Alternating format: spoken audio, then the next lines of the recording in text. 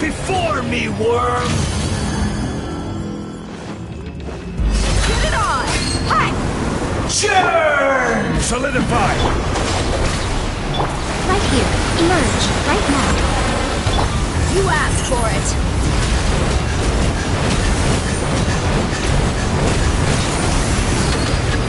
Out of my way! Perish! Gather!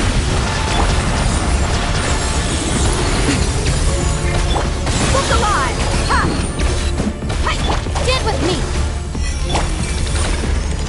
At my command, stabilize! You shall fall! I will have order! Right here. Right now.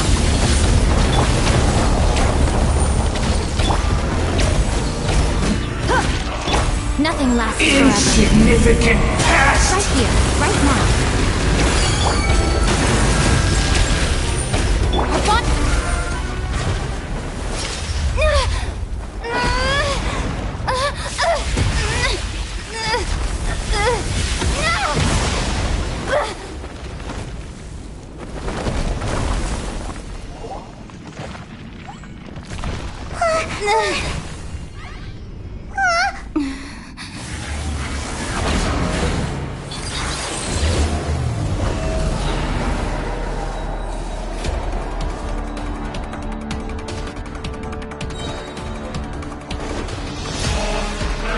I am the all-knowing God!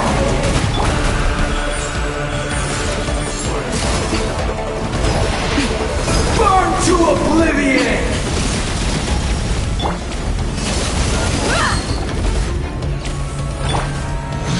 Filth! Stand with me! Kneel! Right now. Right here. Emerge.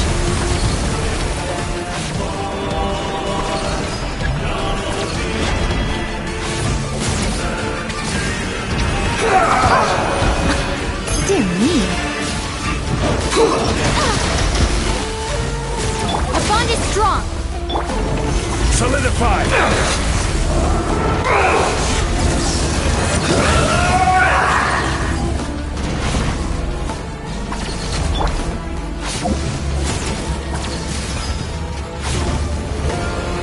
Reality is pain! Gather! Right now. Emerge. Right here.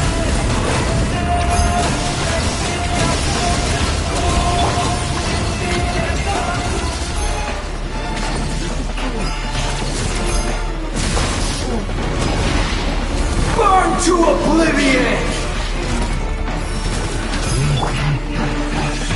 Good riddance, cruel world.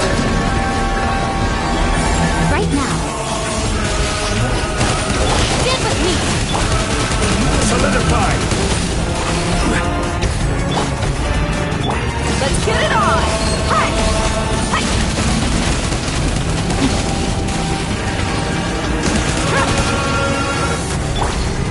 Gather!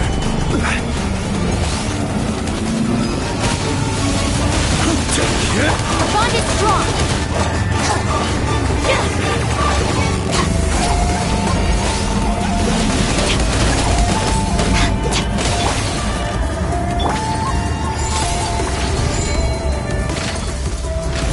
Your new god awakens! Stand with me. Burn to oblivion! Emerge. Right here. Look alive! Kneel! Gather!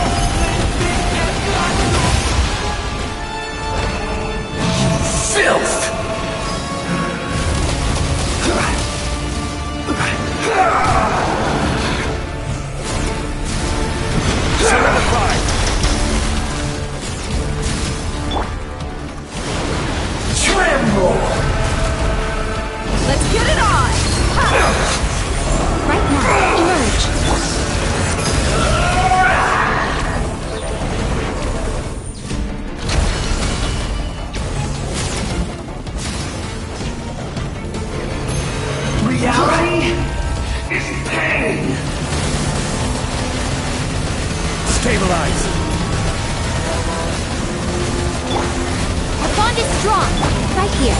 Right now. Right here. Look alive!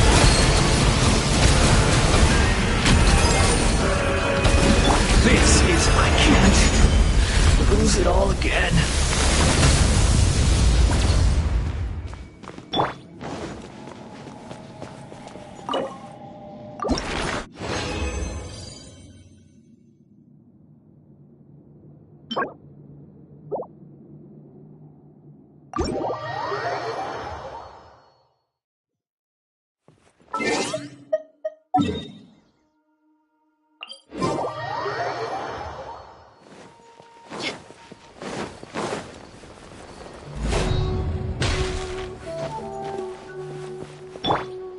Stand with me!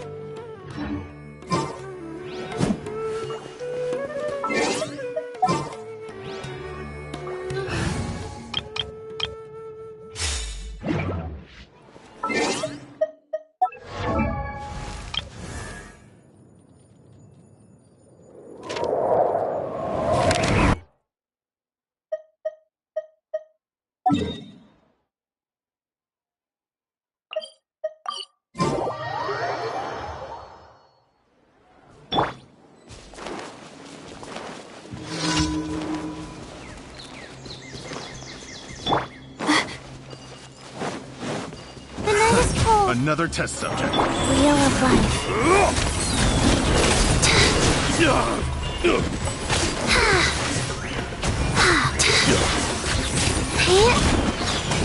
Wow, orders given. Orders received. Not now! Don't be scared!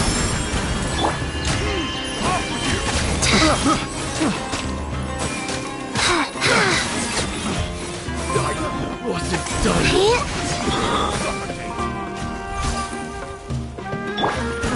Fry! Buckle up! Hey! Picked the wrong test subject.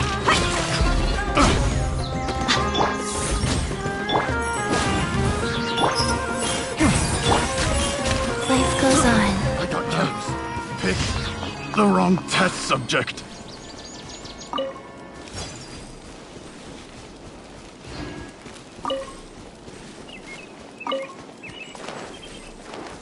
Faster? Okay, faster.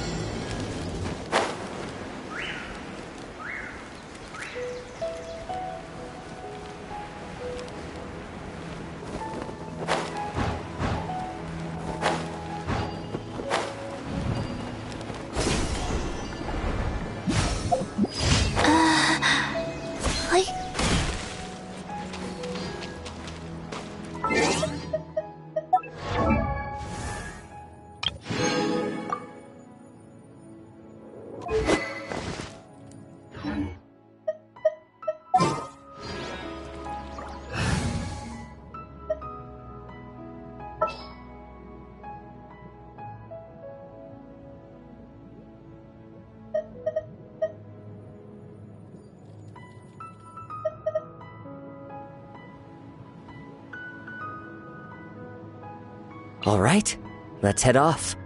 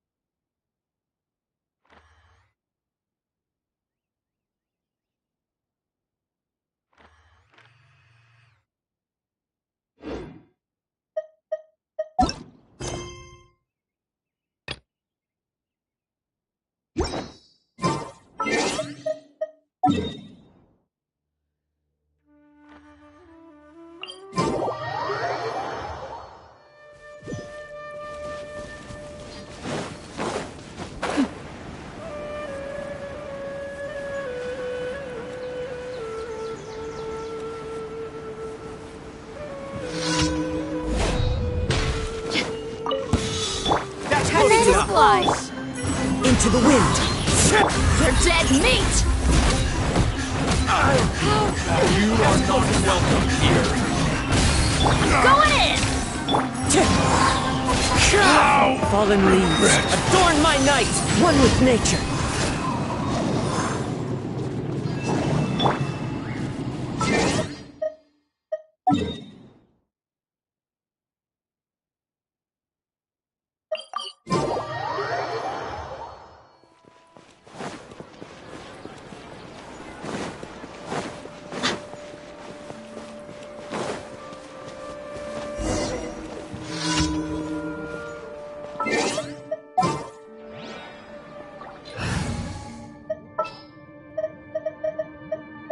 Need the help of an elder, huh?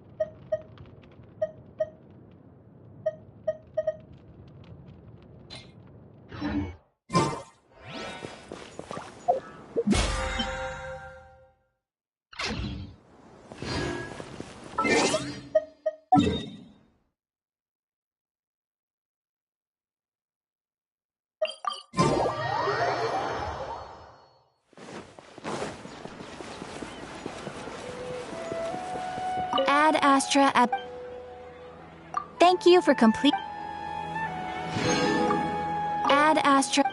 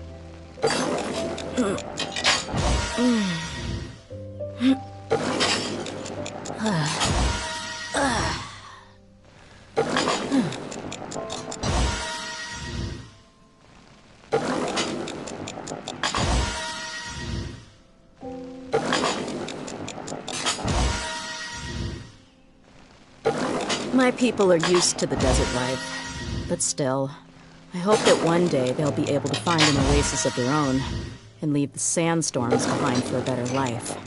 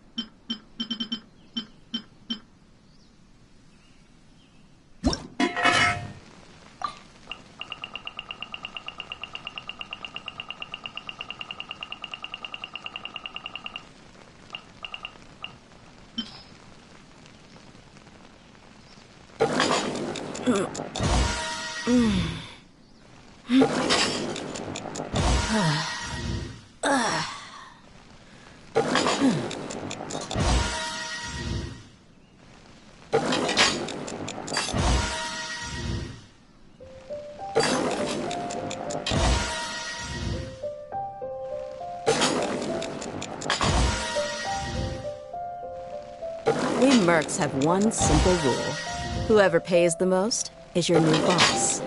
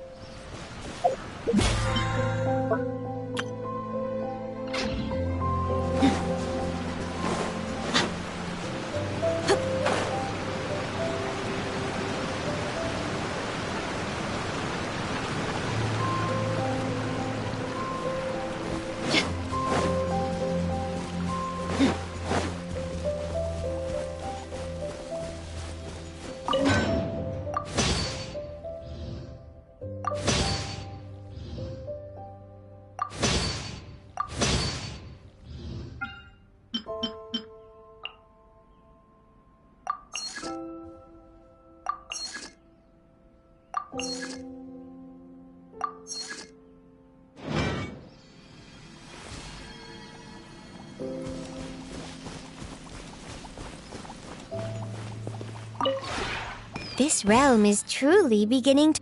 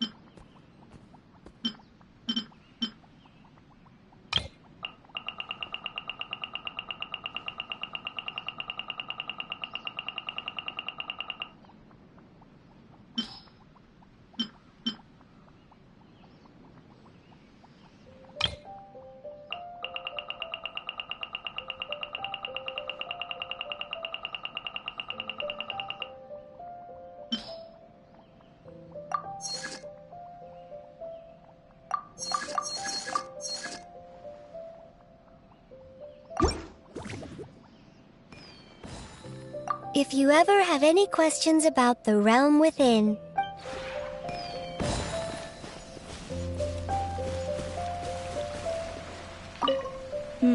I'll admit, it's cozy here, but there's not a whole lot to do. I'm already getting bored. Oh? Ah, look who finally showed up. Any chance you've got an exciting gig for me?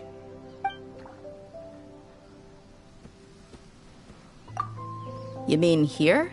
I can't think of anything in particular. If I had to pick something, I guess I'd like to explore this place thoroughly. I mean, this is my first time inside a teapot. I doubt anyone would believe me if I told them. Maintain my weapons, check my next job, sneak in a quick nap. If there's still time to burn, I'll grab a few drinks at the city tavern, but I usually don't have that much free time. That's life for you.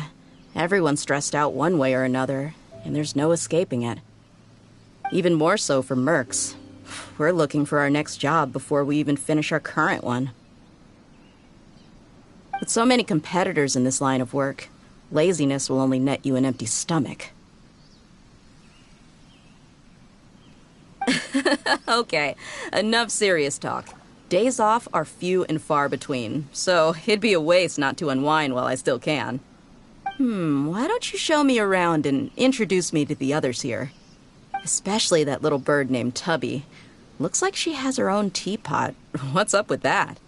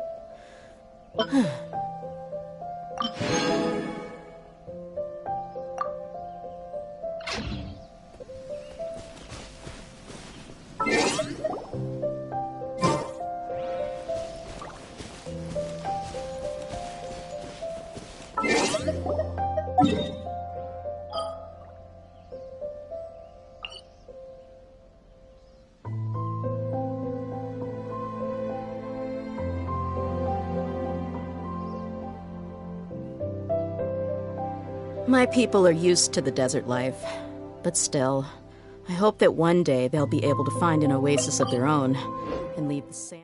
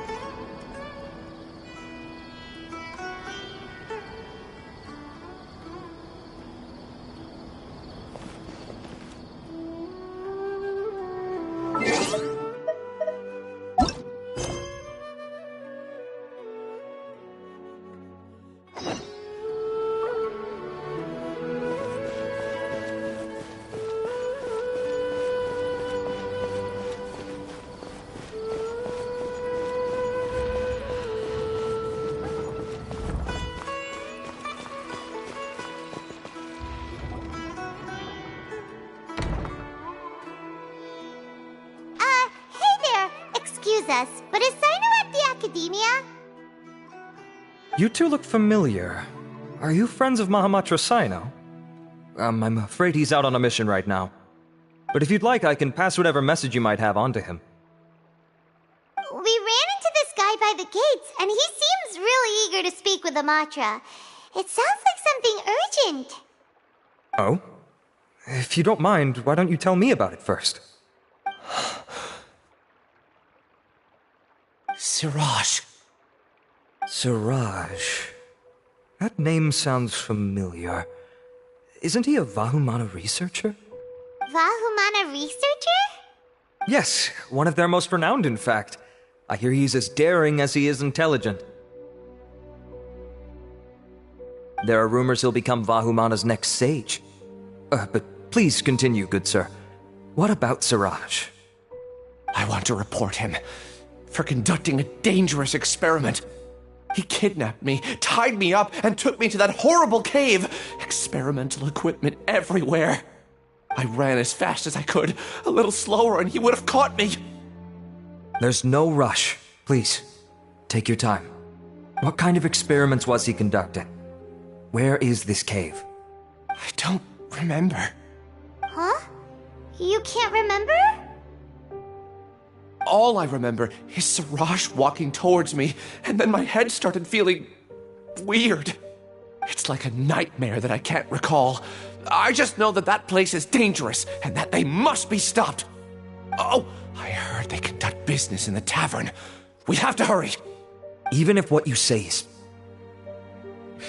All right. I'll have some of my colleagues look into Siraj. But before that, I would like to administer the Matra lie detector test. You think I'm lying? Please don't take it the wrong way. This is just standard protocol. Sorry, but can you two wait out here a little while? We'll be back soon.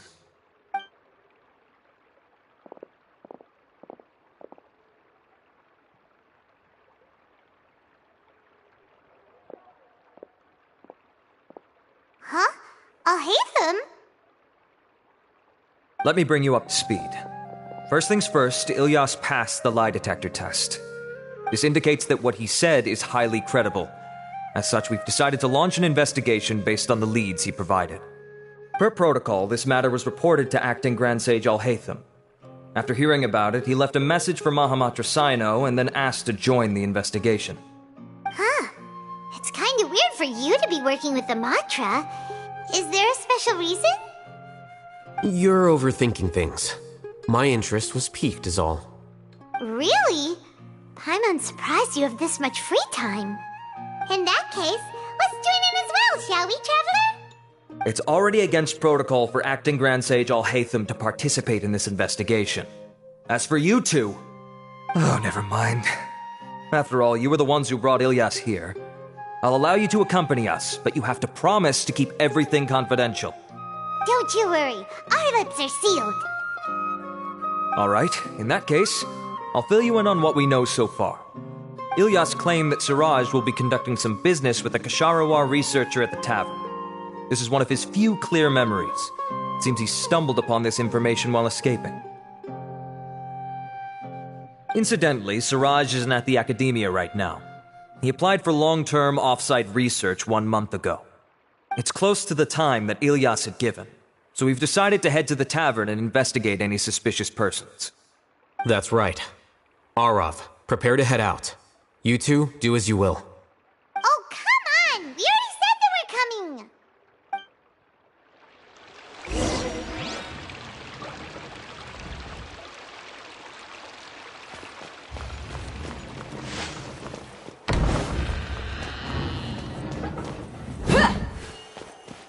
Welcome to the Academia.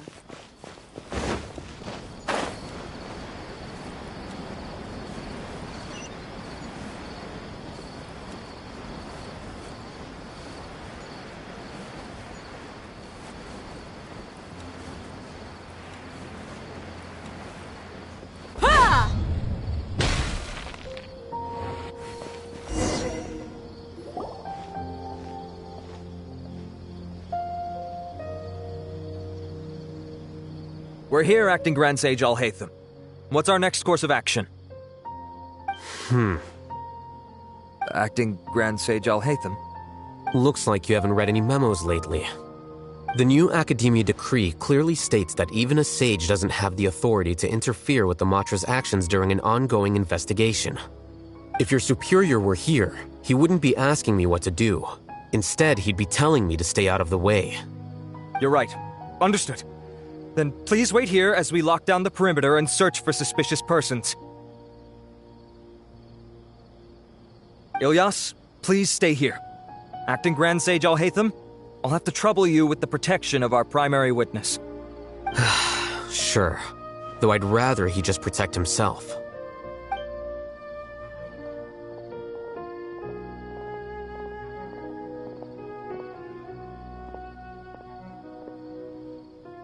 He's the same as ever, casually ignoring people just like he did back at Aru Village. Answering a simplistic question only enables the questioner. Besides, I need him to understand my position clearly. Arav has just as many doubts about my coming along as you do. But unlike you two, he's making this matter more complicated than it is, with his considerations like the acting Grand Sage is trying to seize the Matra's powers. That question was obviously bait. The Matra were once under the influence of the sages, and so were often subject to these bureaucratic traps. The test was strictly unnecessary, though. I hope that our exchange will assure him that I won't interfere with their work this time.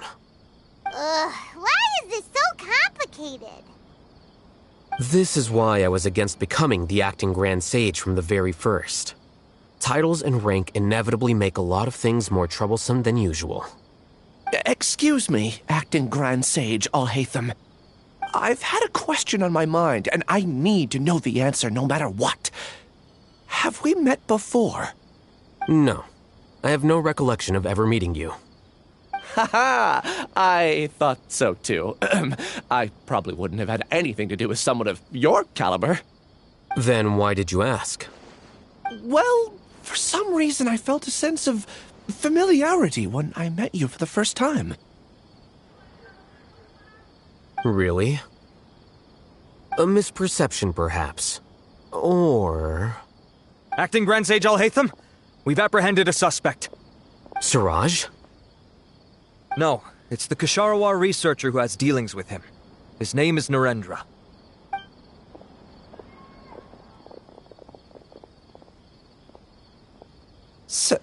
Acting Sage Alhaitham? Wait, can someone please explain what's going on? I admit that I did steal some mechanical components from the lab and sell them, but does something like that really warrant the personal interest of the Acting Grand Sage? What have I gotten myself into? I know I let greed get the best of me, but please, I promise that this won't ever happen again. I would like to ask him a few questions. Of course. Do you know Siraj?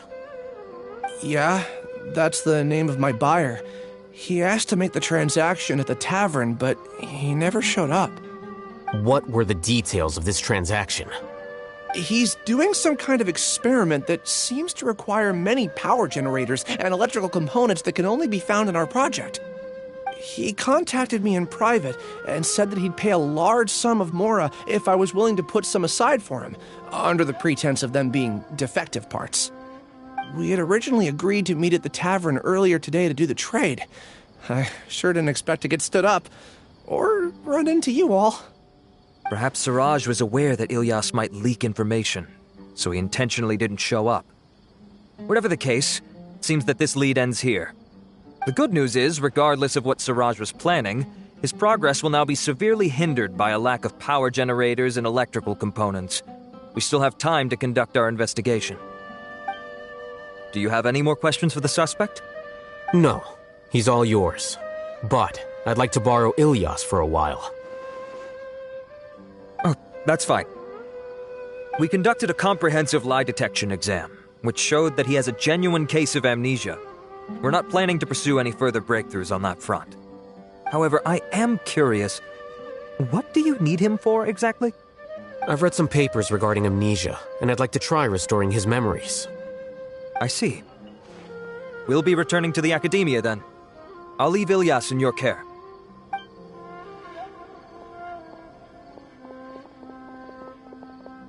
Follow me.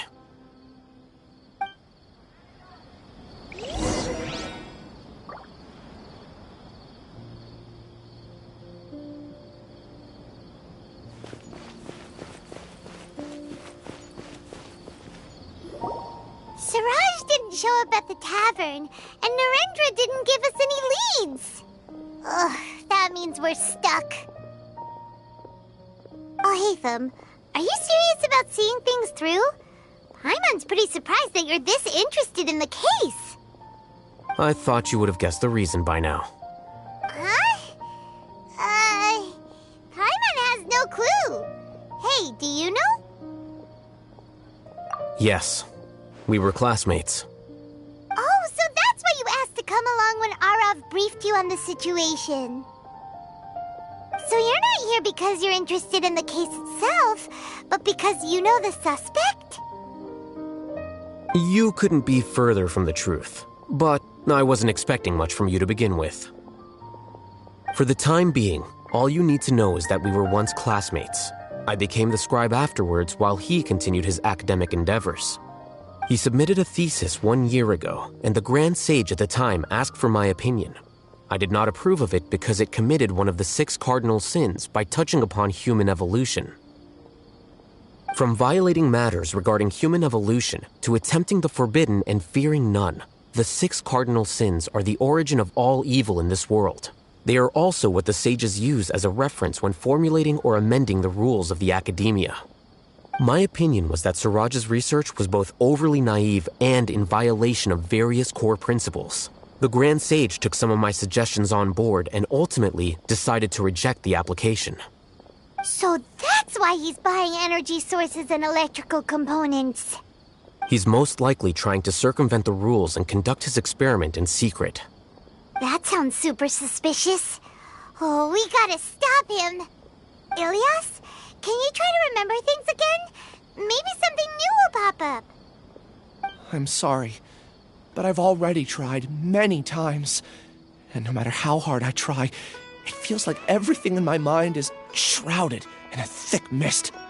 It is possible for a person to subconsciously forget some of their memories as a defense mechanism against extreme stress. However, these memories aren't truly lost, but merely sealed away. They can be restored with the appropriate stimulus. Now, try to recall things you care about. They don't need to be related to this case. Well, actually, I feel like I've forgotten more than just the memories of the time I was kidnapped and experimented on. The kind of person I am, the things I've done, I can remember some things, but I can't recall some others no matter how hard I try. But I do vaguely remember that there are 2 things that I have to do no matter what. Do tell. The first is to get my paycheck from the academia and give it to my younger sister in Gandharvaville.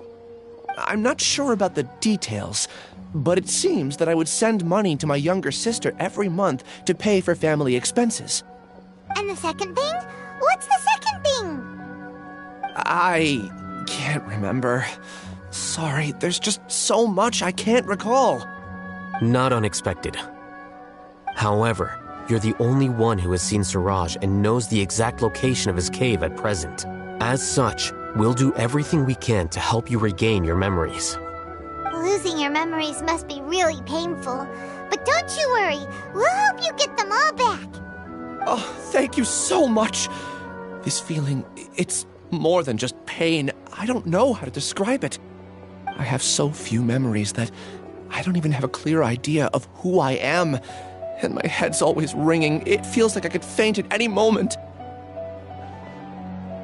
But amidst all that, it also feels like I've been set free somehow. Nevertheless, I have you all to thank for bringing me what clarity I do have right now. Now, I do remember that I worked part-time at a place in the academia called the Research Preparation Center. That's also where I got my monthly paycheck. I see. In that case, let's go and find whoever's in charge there.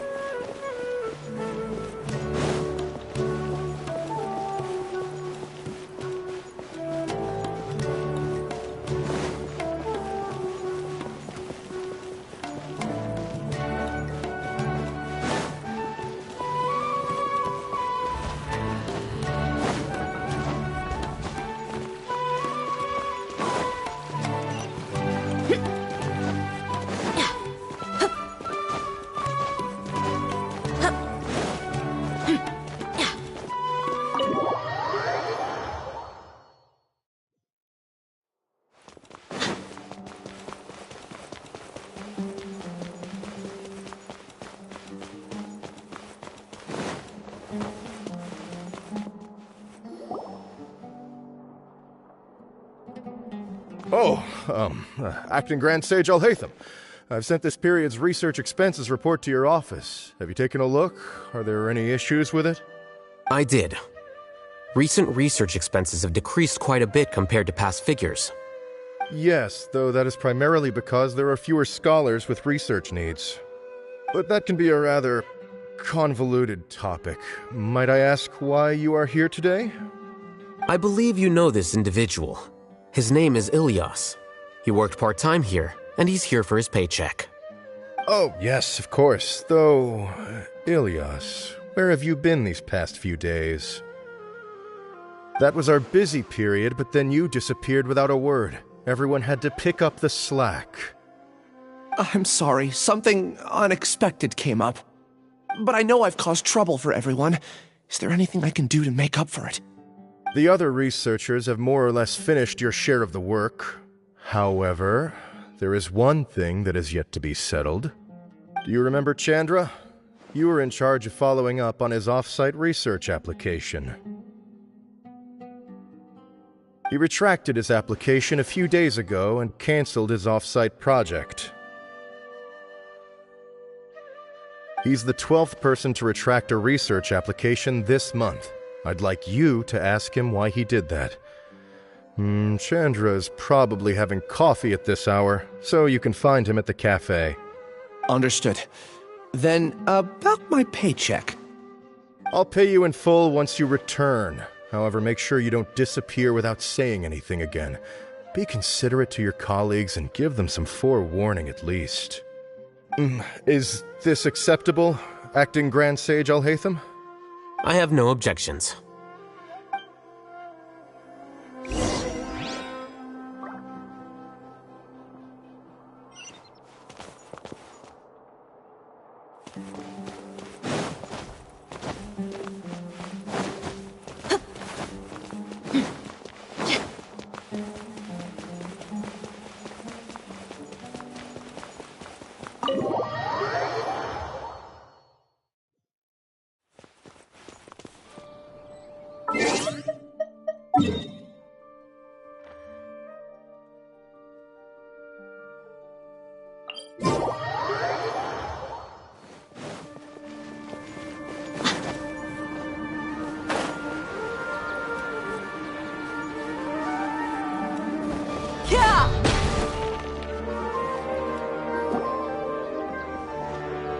Ilyas? Long time no see. What can I do for you? I heard that you canceled your research project, so I'm just here to ask you why. Oh, that... it's really nothing special. I just don't feel like going anymore. I'm not the only one who canceled, right? I mean, people have had no motivation to conduct research lately, haven't they? No motivation to conduct research? Yeah. Say, who might you be? You look sort of familiar. Oh, don't mind me. Please, continue. Well, with the downfall of the Sages not long ago, many of the projects that they led were put on hold while they were being investigated. With the situation being so volatile, people are picking up random things to do to kill time. No one wants to risk starting any new research until it's clear how things will pan out in the future. When you say, how things will pan out, you actually mean what the new Sages would have interest in, right? Wow, talk about blunt. But that isn't the only reason for the lack of motivation to start new research. So what are the other reasons? Well, because the Akasha terminal shut down. I'm sure you're all aware that we require all kinds of knowledge to perform any of the research we do. Back then, the Akasha would respond to any of our requests for the knowledge we needed. It was beyond convenient. We didn't have to spend an extended amount of time studying, so we were able to immediately run various tests and experiments. I see. You get it, right? After having had a taste of something so amazing, who can be bothered to manually sift through data and files ever again? There are only a handful of people at the academia who are starting new projects or performing research. Most people are like me, waiting for a recognized researcher to start a project before immediately applying to join. Although our names will be further down in the paper, we'll have a much easier time. We don't have to do most of the mental heavy lifting. All we have to do is focus on our assigned tasks.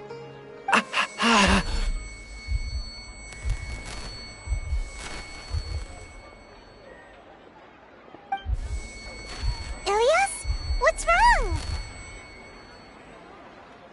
My head. It hurts.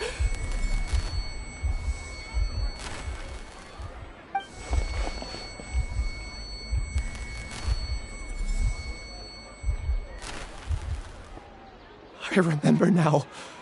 I remember what Siraj said to me as he approached. You will become Siraj number 36. Fuse yourself with a consciousness under my control. Think only in accordance with a set module. Like a worker bee in a beehive. Paimon doesn't get it. What does that even mean? It's what Siraj was researching and the topic of the thesis he had submitted. Collective consciousness and the path of evolution.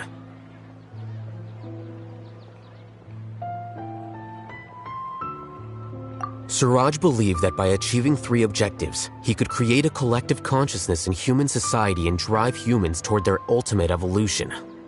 First, he would rank test subjects in descending order of ability, with number 1 serving as the Overmind. This Overmind would then divide tasks into numerous modules and delegate them to the collective's members based on their assigned number.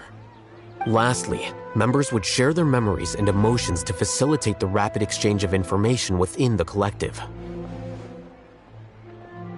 Paimon still doesn't get it. What's the point of all that? Think of it as linking many minds together and tailoring a given mind's assigned work based on its compatibility. Eventually, everyone's minds will be consolidated into a new form of existence that is both an individual and an organization. Siraj believes this collective consciousness is superior to individual humans. Whoa. Squishing a whole bunch of people together? Paimon thinks that sounds horrible. It's just as Alhaitham said. Siraj gave all the test subjects different numbers. Bigger numbers meant you had a lower rank, so your assigned tasks were less complex, such as being responsible for everyone's basic needs. Smaller numbers were ranked higher, so you'd be given more complex assignments like planning for the future. Siraj referred to me as number 36, and I think that was a low-ranking number. I also recall that Siraj said his plan was proceeding very quickly, and that the hive would soon be complete. Oh no, then we gotta hurry! We have to stop him before it's complete! I tried my best, but that's all I can remember. I still can't recall where the cave is. I'm really sorry. Take your time. You'll eventually remember it all. However, something doesn't seem right. Some details don't add up. What's off? You were only designated as number 36? What a shame. From what I can see, your talents merit a smaller number. I'm not sure what Siraj's numbering system is based on. Anyway, we're done here. Let's go. Please, wait. I heard you all talking about Siraj just now. Are you looking for him? Huh? Do you know something? Well, Siraj is pretty popular as of late. I heard he's gained recognition from a lot of well-known researchers. Supposedly, he's a strong contender for being one of the next sages. There are many who would give up everything to be a part of his research team. I'm nothing special, though, so I doubt I'd get the opportunity. That said, I do know a researcher who received an invitation from Siraj but declined it. Her name is Janaki. If you're interested, you can try to find her. She's usually reading at the pavilion in the garden.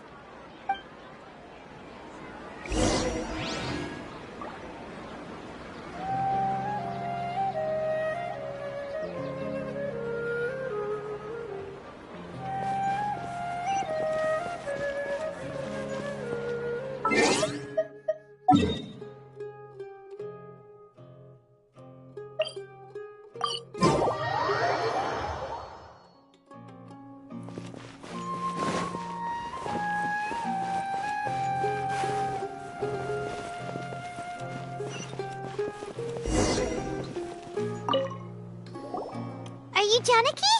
We'd like to ask you a couple of things about Siraj. Ilias? Do you know me? I'm sorry, but I don't recognize you. Are you playing dumb with me? No, I'm not. I actually have amnesia, so I've lost a lot of my memories. And? Are you trying to say that I should forgive you just because you've forgotten what you've done? Or are you using the acting grand sage as backup to settle things with me? The two biggest loners teaming up. What a terrible thought. That's enough. There seems to be a dispute between the two of you, but I have no interest in that.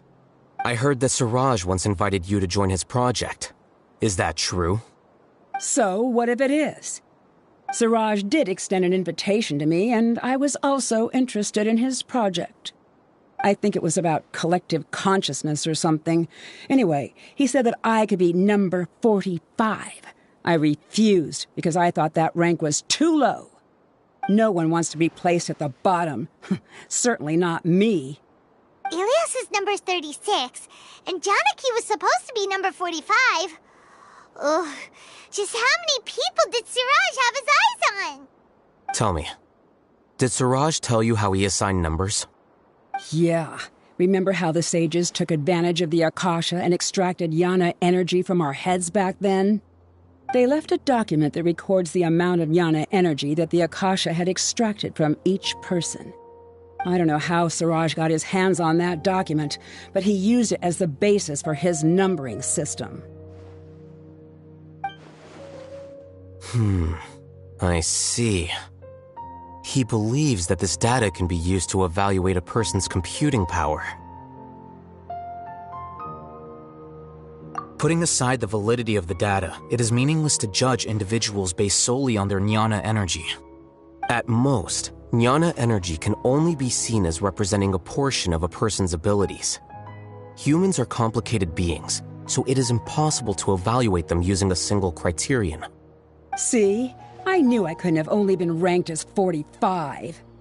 What else do you know about Siraj? That's it. He came to me, I refused, and that was the end of it.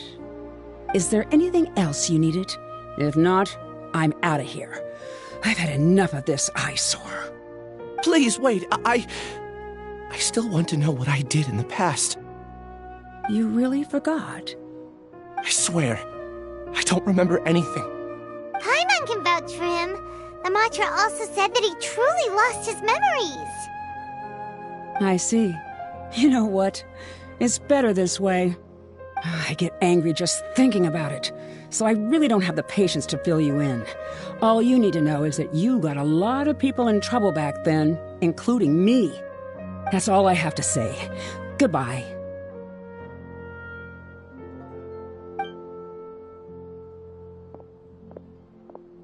And she's gone. She doesn't seem to like you very much. Do you really not remember anything? I really don't. But after she said that, I've had this heavy feeling in my chest. I guess I did something really horrible. Do you want to remember? Huh? Even though you're a witness against Siraj in this case, you've also lost your memory. No one can force you to remember if you don't want to. Even if you manage to remember, all you would need to do is feign ignorance and tell us that you tried the best you could, but to no avail. I'm not sure what to do. Like I said before, for some reason I felt a sense of freedom when I realized I had lost my memories. But I feel like I shouldn't be allowed to go free so easily. I still want to remember everything. What should I do? I can look up your file. Something that caused trouble for a lot of people in the past must be on file somewhere. Would you like me to look into it? Yes, please. All right. Then let's return to the House of Dana. We've spent enough time here, and you should go and get your paycheck.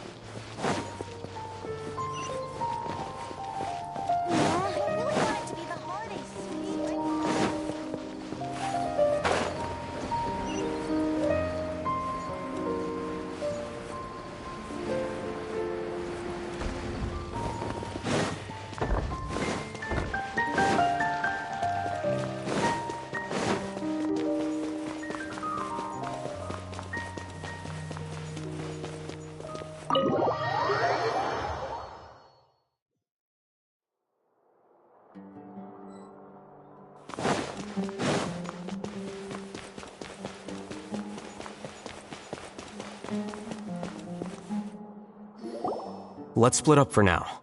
Ilyas, you go and deal with that. The rest of you, come to the archives with me. We'll meet back here later and then head over to Gandharvaville. Okay. Thank you all so much. Relax, Ilyas. Being nervous accomplishes nothing. That's true. I'm ready. No matter what I've done, I'm ready to face it. I'll also try my best to remember anything else related to Siraj. We'll put an end to all of this. I'm holding you to that. See you later.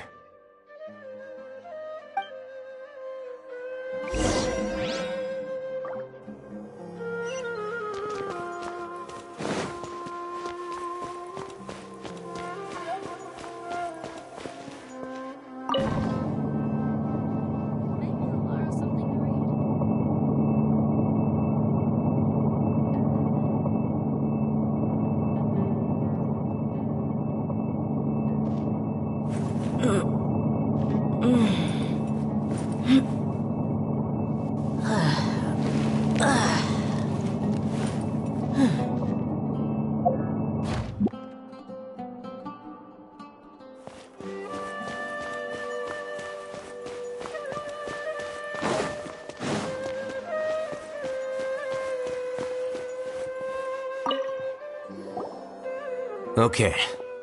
The important files from the last few years should all be here.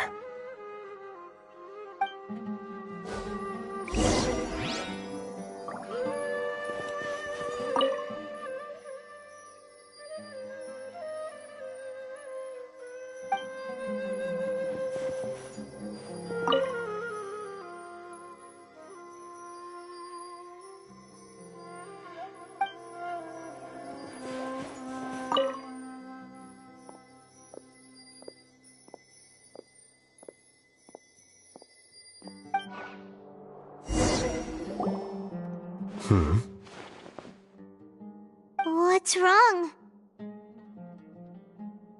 Nothing. Anyway, I found Ilyas's file. Let's meet downstairs.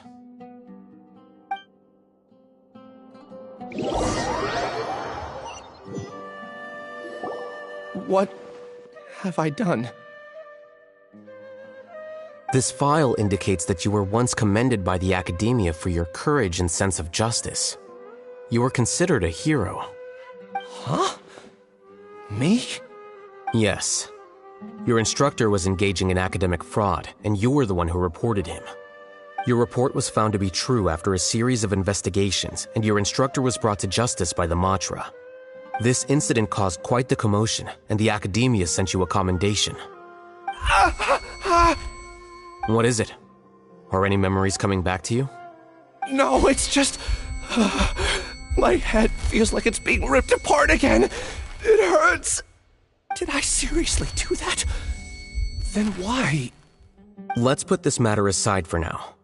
It isn't directly related to Siraj, so there's no need to push yourself over it. I'm sorry.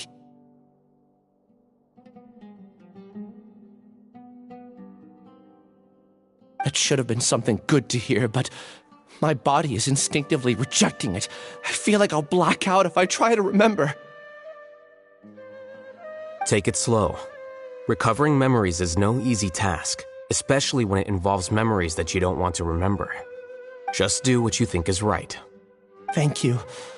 I'm not sure how you're so calm and composed all the time, but it does make me feel more confident about the situation I'm in. Let's head to Gandharvaville and deliver Ilyas's paycheck to his sister. Come on!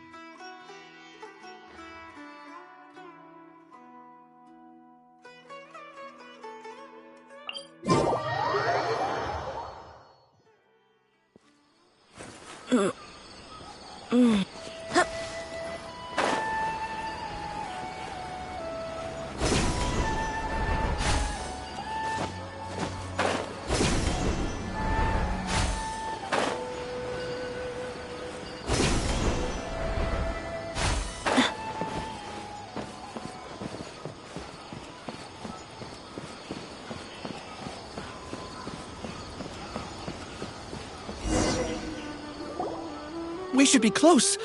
Let me think. It should be this way.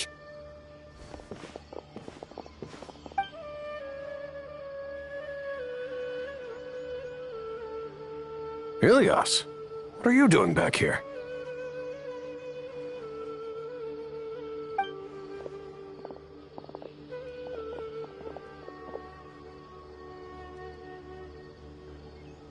Dad, it's nothing. I was just wondering how everyone was doing. You sure everything's okay? Did they bully you again? It's all right. You can tell us. Ilias, what's wrong? I'm fine. Just a minor headache. I haven't been getting much rest lately. Back then, I told you not to be a hero. Look how things turned out. I can't imagine how things are going for you at the Academia. We've even been receiving threat letters. You don't have to force yourself to stay at the Academia. You can always come back home. I'm all right. I just need a little rest. Ilias doesn't seem like he wants them to know that he has amnesia. Hey! That's enough, you two! Ilias isn't feeling well. You can keep nagging him once we get home. Ilias, let's find somewhere to talk. So, how's your headache? It's much better now. Oh, here. It's this month's paycheck. How's everything at home? Same old, same old. It's just that everyone's worried about you. Don't mind their nagging. Deep down, they know that you did the right thing. It's just that after hearing a lot of bad rumors about you and seeing all the threatening letters, well, they're mom and dad. Maybe they just want you to conform a bit more. Conform. Yeah. You don't remember? After the incident, you... Ilias? What's wrong? Ah, I see. I remember now. Don't worry, I remember now. You're acting a little weird today, you know? Anyway, I understand your decision. But Mom, Dad, and I just want you to be happy. I don't care if you're a hero or not.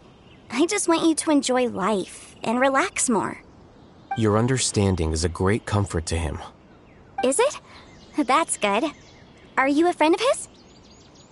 More so these two. My name is Alhaitham, and this is the Traveler in Paimon. Oh, that rings a bell. At any rate, I feel more at ease knowing that my brother has friends. Would you like to join us for dinner? I just happened to buy some extra food. Sorry, but I still have things I need to take care of. Well, that's a shame. Okay, I'll get going then. Take care of yourself, Ilias. Don't worry. I won't do anything to make you guys worry again. You remember now? Yes, I do. Thanks for that. You know, you don't seem like such a bad person. Is that your way of conveying gratitude? Oh, my apologies. But I meant every word. Remember when I asked at the tavern if we had ever met? I said that there was a sense of familiarity, but what I really meant was a sense of loathing. Loathing? Yeah, but having spent some time with you, I realized that you're not someone I dislike to that extent. Strange, isn't it? Why did I have those thoughts at that time? My strength is that I don't care about what others think. If you could also develop this quality, then you won't be as bothered by complicated social relationships. It'd be great if I could think like you. But first things first. I remember where Siraj's cave is now. I'll take you there. Really? That's great! Paimon remembers that you said there are 2 things that you had to do. We've only checked off 1, right? What about the other one? Are we not gonna do that first? There are more important things at hand. We have to stop Siraj before he completes his collective consciousness, or it'll be too late. You're right. Let's head out.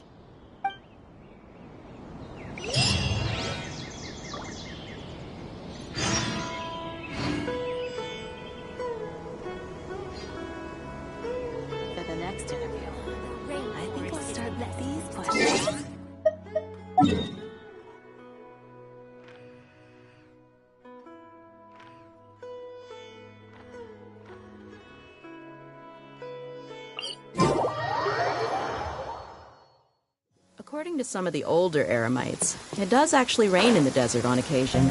And when it does, it's always a lot heavier than this.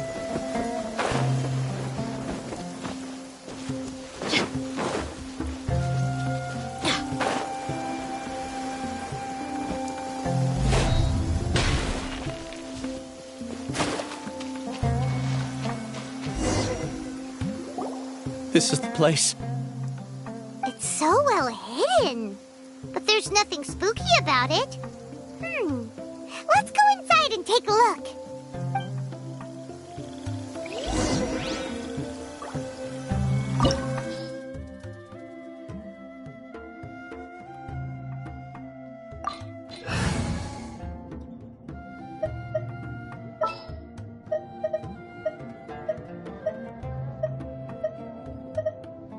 Stay close and you will live.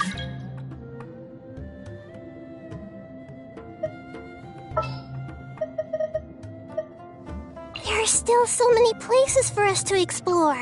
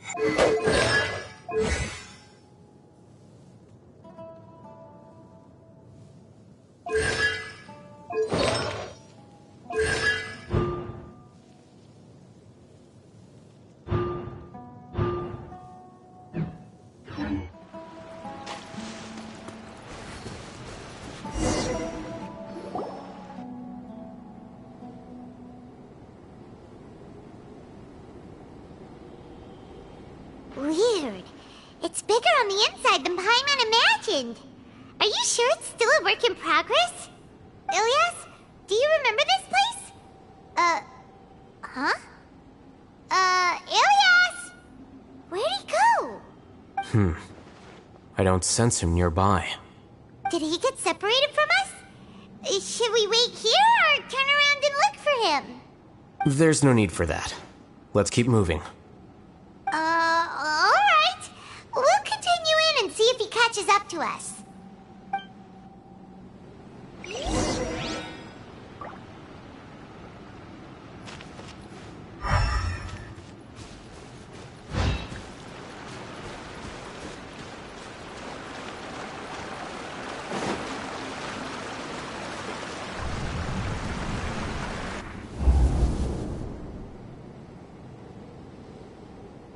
It's okay, Ilyas.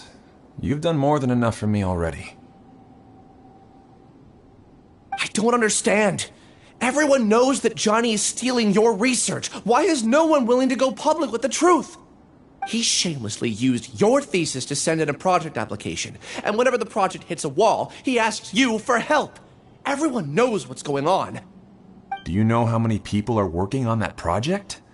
If Johnny was kicked out because of academic fraud, that'd be the end of the project. Too many people would be affected. But he's obviously taking advantage of you! He throws you the hardest work, and after you're done pulling all-nighters, he struts around with your research data and takes credit for it. That's not right! Why are you putting up with this? A lot of people warn me to not say anything, and I think they have a point. This is just how things are. All I want is to graduate without any problems. It's okay. He's at least paying me. Half a year of your time and effort. Countless all-nighters and casual threats and insults. All for a measly 20,000 mora? He's treating people like cattle. Enough. It's fine. I just need to suck it up and get it done.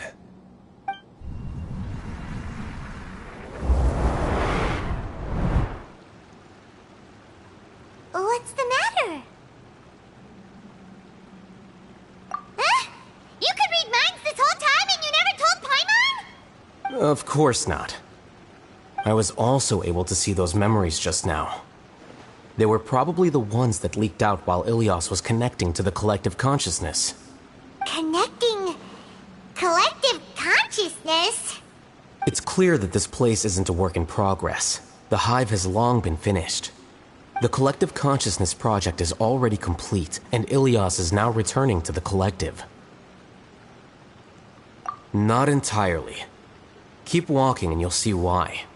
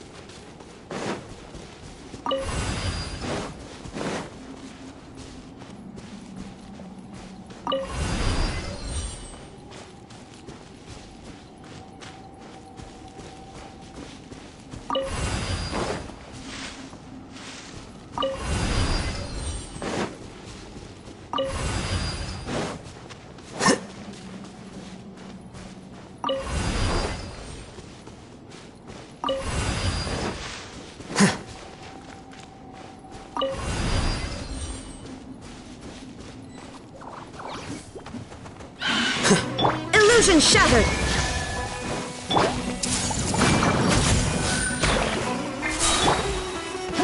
Flicker.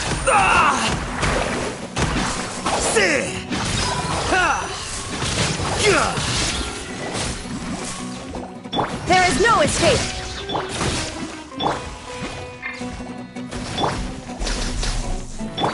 This may hurt a little. Commit it to memory.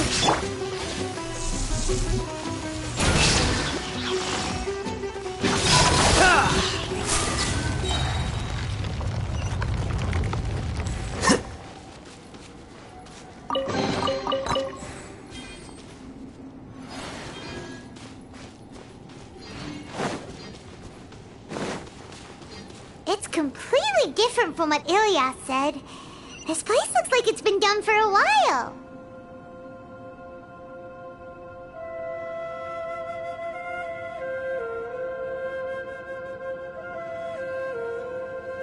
The scribe's work is simple, which is exactly why I took the position.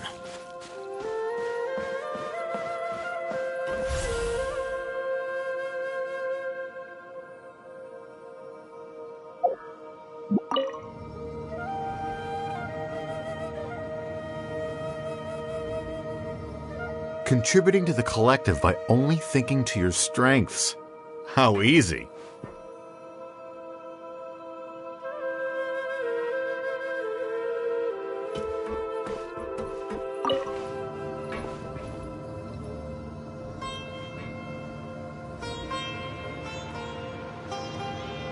Alhaitham.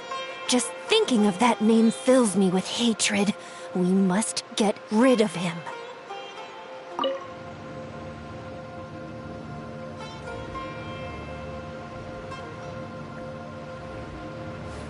Wait. Huh? No. Whatever.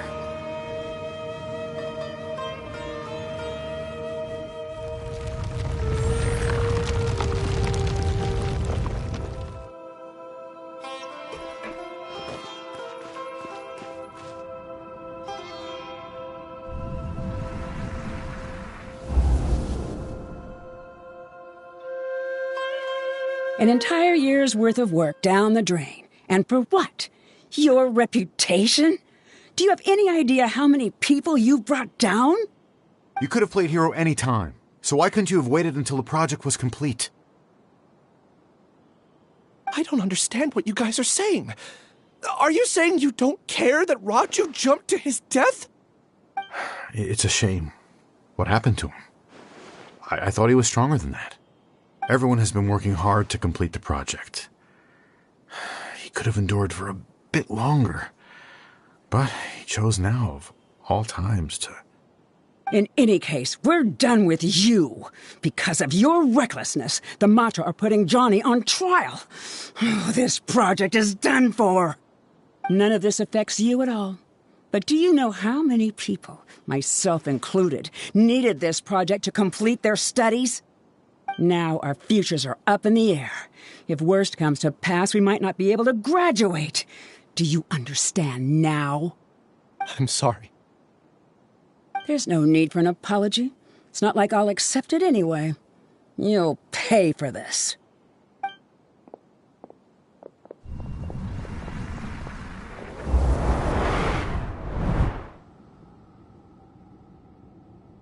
Hey, you're blinking out again. What did you see this time? Don't jump to conclusions just yet. Save your words for when we see him.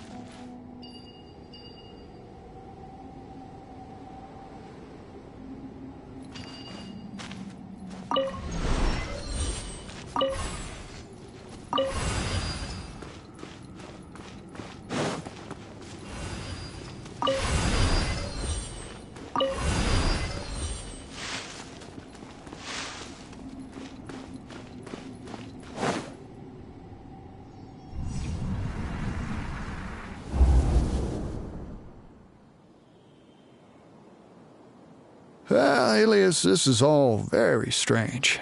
Is there really no research group that will take you? Well, to pass this course, you must complete a paper with other researchers. I know you're a hero for fighting academic fraud, but well, we can't make exceptions for heroes, now can we? Maybe you should try to improve your relationship with the other researchers. Getting a reputation for being too unconventional will not stand you in good stead in the long run. I understand.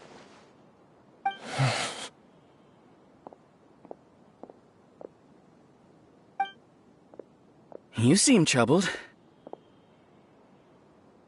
Who are you? Where are my manners?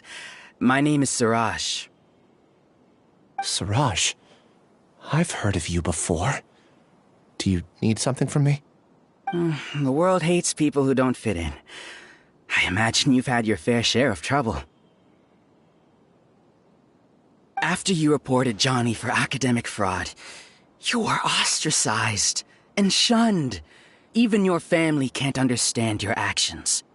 However, I'm working on some research that will help you merge into a collective. That way, your life won't be so dolorous. How about it? Wanna have a go?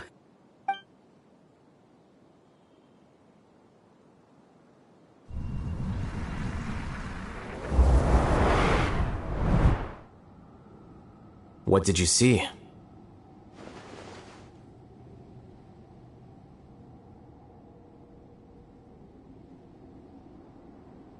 Paimon can't believe it! He really did trick us! That giga jerk! No, Siraj is the real giga jerk here. Ilias is just a regular jerk. Ooh, Paimon's so mad! We're gonna find him and we're gonna make him explain himself!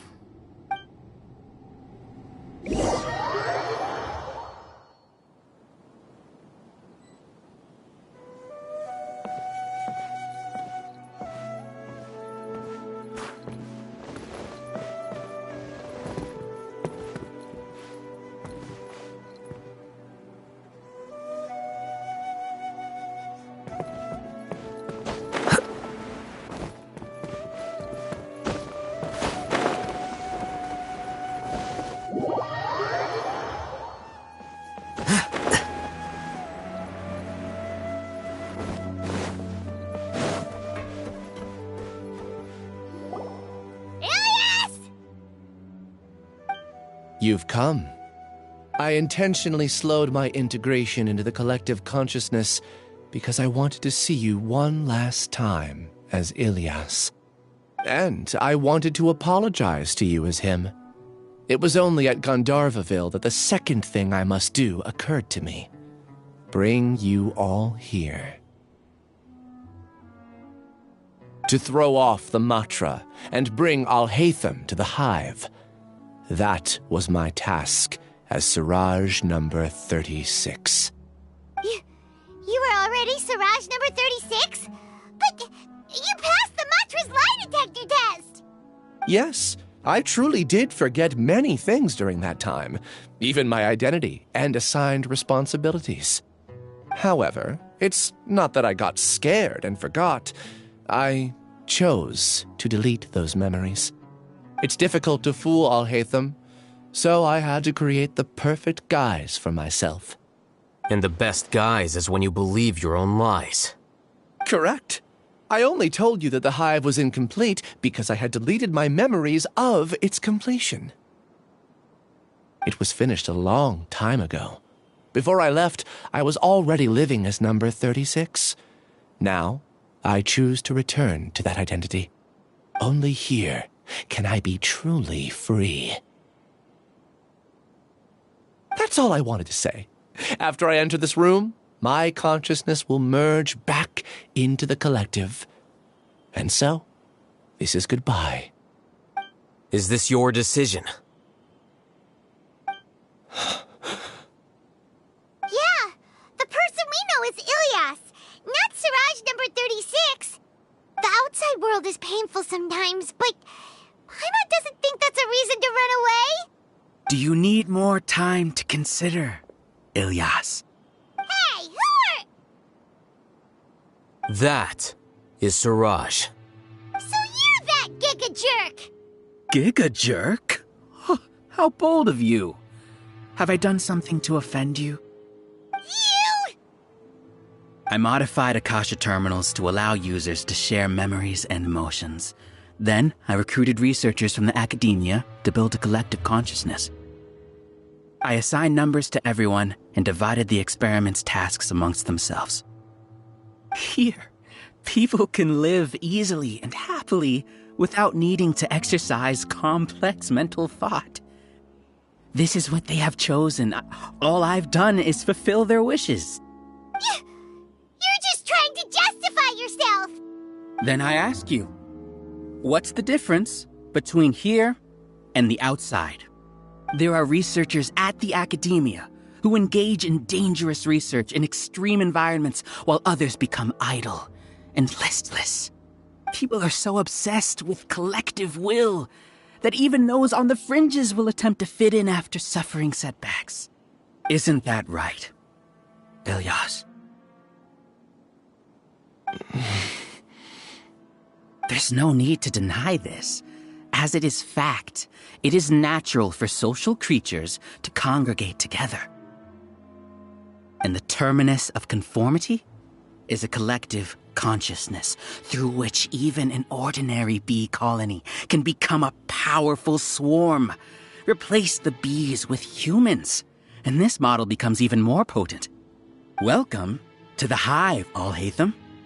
You once arrogantly denied the merits of this project before the Grand Sage. A few simple words from you, and my research was consigned to nothingness. Of course, I'm well aware that you don't care about any of this. You don't care about the pain of others. But I didn't give up. I made my thesis into reality. When we arrived, I noticed many empty rooms in the hive. Oh, you noticed that? Then can you guess where their inhabitants are? The answer is the academia. They're executing another phase of the plan. The plan to install me as a sage. The collective consciousness links all of us into a single mind, showcasing our individual strengths as we work together. We are able to execute complex undertakings while instantaneously modifying our strategies in response to unexpected situations. Everything has been proceeding smoothly. You are our biggest obstacle. With you out of the way, I'll use my growing influence to turn the collective consciousness into a legitimate study. The project will snowball until ultimately everyone will be part of my hive. No. The hive will be in control.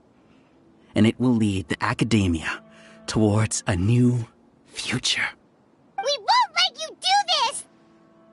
What can you achieve with mere words? You weren't even able to change Ilyas's mind. Return to the hive, number 36. Yes. Wait! Don't go back! Look! There are lots of people out there worried about you. And you aren't an outcast. Aren't we your friends? That's easy for you to say, given that you're travelers. Will you two continue to stay at the academia? When you leave, tragedy will repeat itself. Return, number 36. You know as well as I do that comforting words don't make life any easier. Ilyas? Why? You two are just as arrogant as Alhaitham. You think that everyone should be like you and live according to their own truths. But you don't realize that most people simply want easy lives. I allowed number 36 to leave the hive without his memories only because I knew he would eventually return. This proves that I know more about human nature than you do. Alhaitham, do say a word or two. I will consider them as your last. I made those words quite clear a year ago. The model you presented was extremely unstable. No amount of garish packaging will change its fragile nature. It can't be helped. If you were clever enough to realize those problems, then you would have been aware that the hive changed when Ilyas returned to this collective consciousness of yours. What? What's happening? The collective needs motivation to execute its plans, just as machinery requires energy to operate. That's why you, as the Overmind, synchronized your hatred of me into the collective, prompting them to create and execute a plan to eliminate me. However, when Ilyas returned to the collective, his memories and emotions were shared with the rest of its members. This includes his perception of me. Thanks for that. You know, you don't seem like such a bad person. Strange, isn't it? Why did I have those thoughts at that time? This contradicts the hatred you had provided them, and these two differing emotions will give rise to new conflict. So that's it! Wait, so you knew that Ilyas would return to the hive? And then you pretended to keep him around just to fool Siraj! Wouldn't expect any less from you, Alhaitham. Once the collective consciousness bugs out, we'll take that opportunity to... wait. It's back to normal already? Alhaitham, I told you. You're too arrogant. Did you really think that your little scheme would be enough to destabilize the Hive? Ilyas's return had indeed introduced abnormal emotions into the Hive, but such a meager drop cannot give rise to waves. Your struggle has been in vain, and it's time to end it. Allow me to show you what makes the collective consciousness so formidable. So many monsters. Where did they come from? And something feels off about them. I also integrated monsters into the collective, though I ranked them last. Even so, they are part of it. Despite their lack of intelligence, perfect cooperation can be achieved, much like soldiers who have undergone strict training. Now then, drown in endless waves of monsters. You will all pay for your ceaseless arrogance. Hey, Alhaitham? Your plan didn't work, so what do we do now? I've already sent my gift to the collective. It'll take some time for the recipient to receive it. You two just need to brace yourselves for the nuisance in front of us. Well, alright. Paimon doesn't know how you get so confident, but we'll hold them off for as long as we can.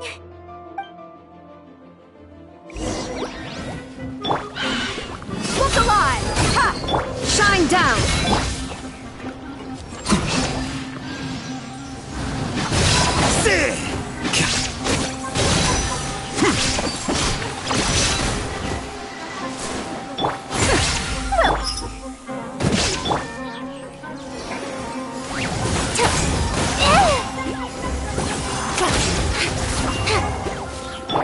Alhaitham isn't that bad of a person. But it has to be done. It must be eliminated so that we can evolve.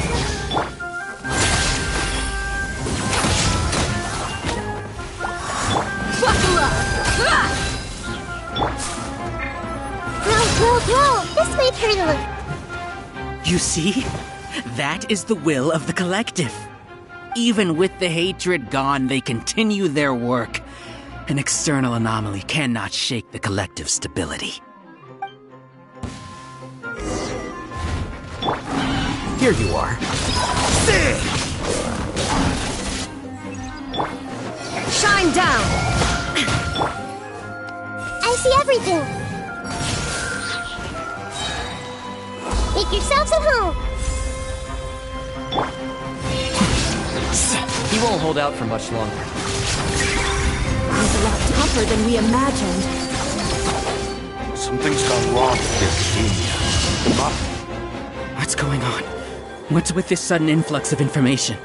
Silence! As the Overmind, I command you!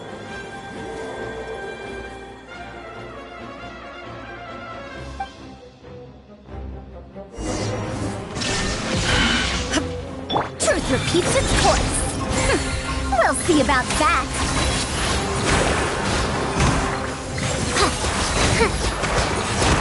Too late for regrets. Committed to memory. This might hurt a little. Here you are. Let's get it on! How is that possible? Why hasn't it been resolved yet? Error in our judgment? The will of the collective cannot be wrong. The Overmind must have made an error in his judgment. But Siraj is the most intelligent among us. He is number one. His judgment is the optimal one.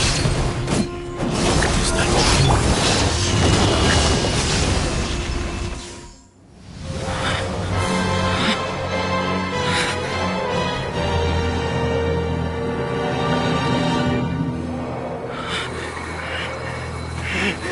What have you done? Calm down. Don't you have an easy way to figure this out? You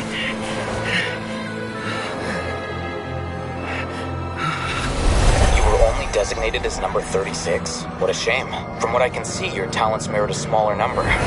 Putting aside the validity of the data, it is meaningless to judge individuals based solely on their jnana energy.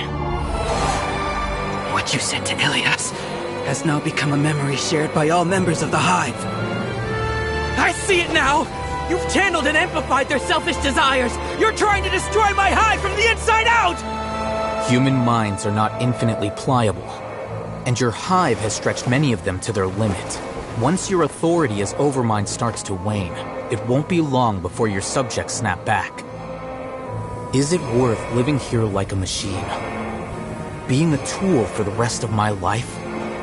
As soon as one person begins to have these thoughts, selfishness, doubt, and fear will propagate, thanks to the web of consciousness that you built. At this stage, your so-called hive has already fallen. It's not over yet. I am the Overmind! There has to be a way!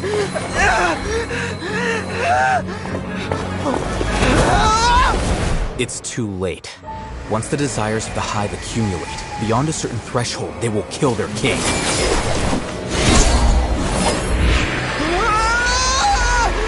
wouldn't have suffered such a disgraceful defeat if I was the Overmind. My numbers shouldn't be so far down the list! Siraj is alive!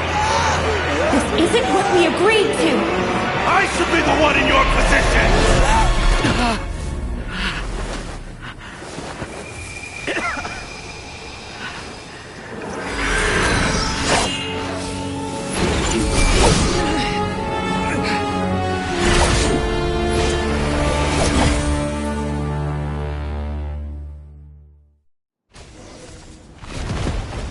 The hive shut down?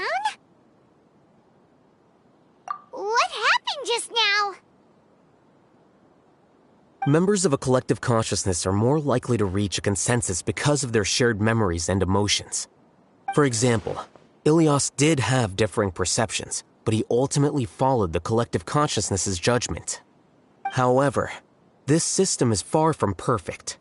Based on this logic, the collective consciousness will generate an intractable diffusion effect upon encountering negative emotions. The disturbance that Ilias caused wasn't for naught. It made the collective question the Overmind. Setbacks in the plan further amplified doubt, which diminishes the Overmind's influence. This inevitably causes the collective to generate negative emotions. Apprehension, disappointment, panic, avarice. These negative emotions can be very well hidden, as humans generally do not share completely transparent channels of communication. But in the hive, where there are no secrets, negativity can spread like a tidal wave.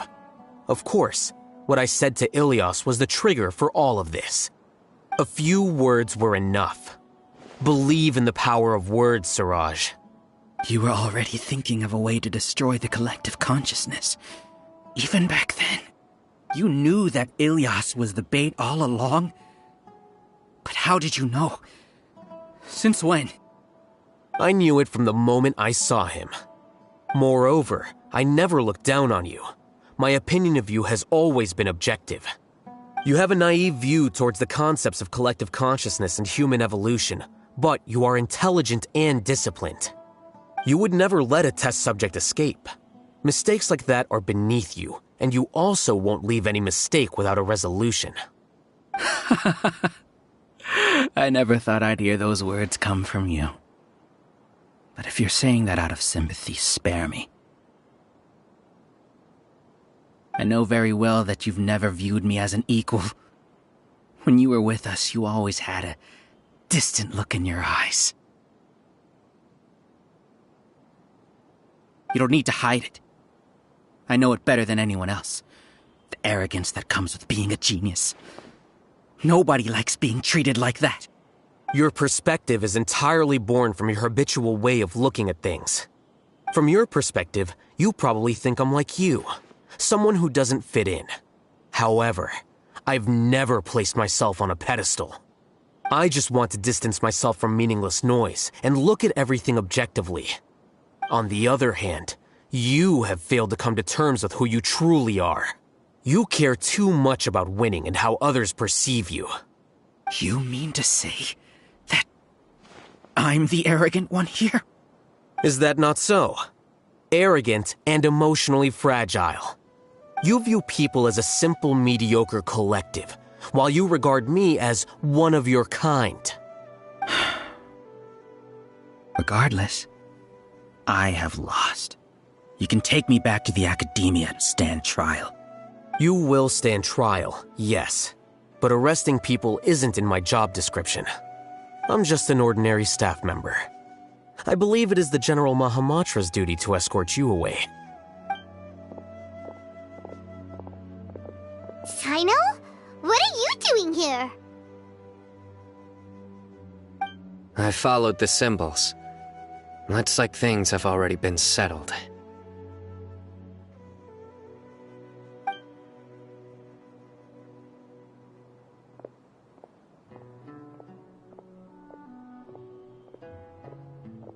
Symbols? I left a similar picture in my letter to him, and I made several similar symbols on the way here. Wait, what do you mean you left a letter? Oh, Paimon remembers! When Paimon first saw you, Arav said that you had left a letter for Sino. So you really did know that something was up with Ilias from the start! You lied to us too! It'd be best if you didn't spout nonsense. I never employed any mode of trickery on you. By the way, I came across some information at the Academia a few days ago. If you practice the method discussed therein, your vision may improve.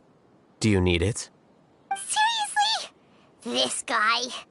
By the way, Sino, Paimon heard that Siraj sent more people to the Academia. We can't let those jerks get away! Don't worry. The Matra have started screening suspicious persons, and we've already arrested many of Siraj's associates. This was likely one factor that caused the Hive's consciousness to waver. Everything went as you predicted, Alhaitham. Good. Seems like the interesting part is already over. I'll leave the arrests to you all. See you.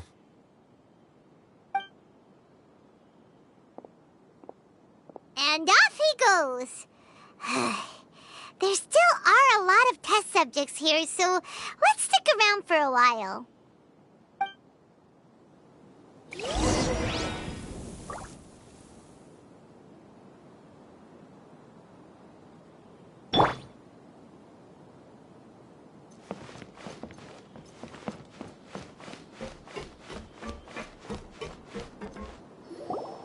Oh no. Oh no. I was involved in all these plans to get rid of the acting Grand Sage?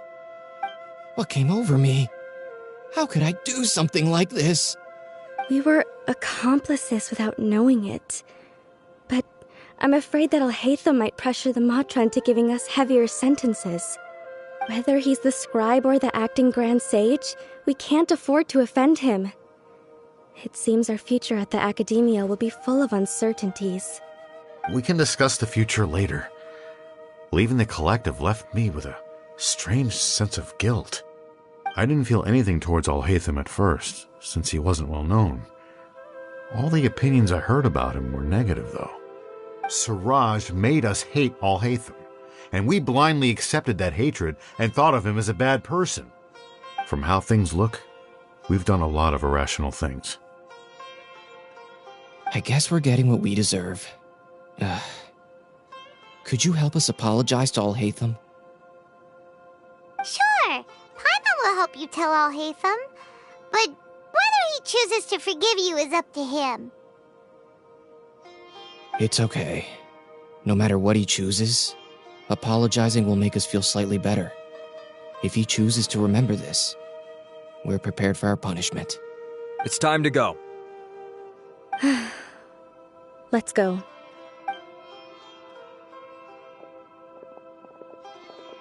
So, were they all duped? We can ask Alhaitham about that later.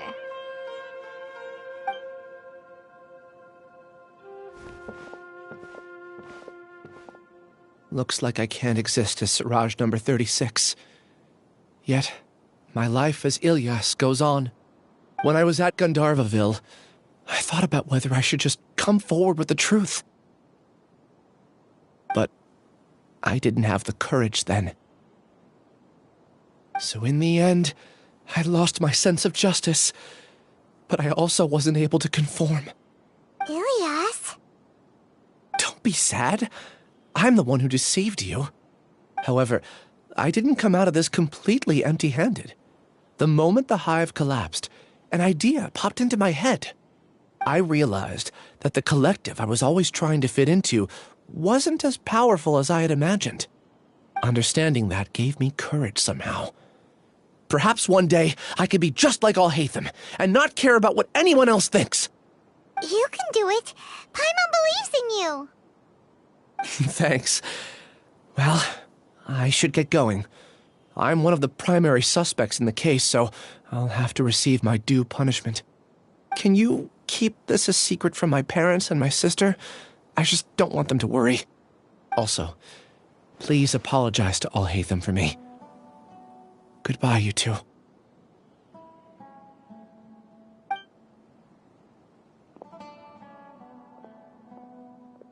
All the test subjects have been taken away. I'll have my subordinates seal the place, retrieve all documentation, and destroy the system. Are you two hurt? I brought bandages and hemostatics. Paimon's fine. Just a little tired. Get some rest. Alhaitham is probably waiting for you at the entrance. Go see him when you're done here. Watch out for any of Siraj's associates who might still be in hiding. If you encounter anything you can't take care of, come find me at the academia. Okay, you stay safe too, Sino. Let's go meet up with Alhaitham.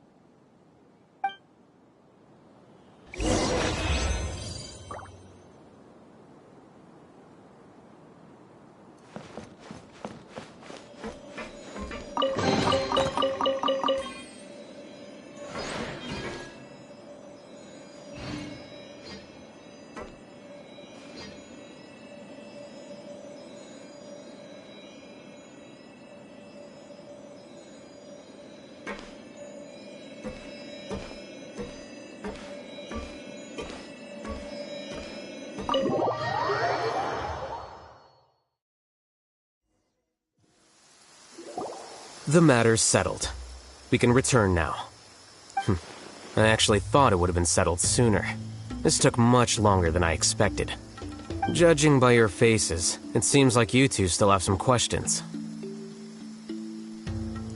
I respect your curiosity, but I'm off the clock now, so I'm not going to field any questions. Hey, we're not your colleagues! You couldn't tell that was an excuse just now? What? Are you kidding me? You're not leaving today until you explain what happened back at Siraj's secret base!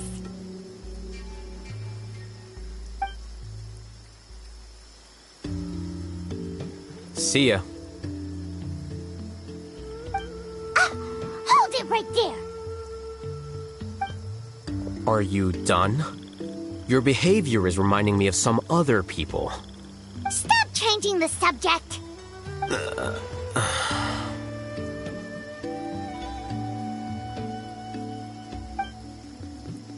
It's too much of a hassle to explain everything from the top. You know what? Come with me. Where to? You'll know when we get there.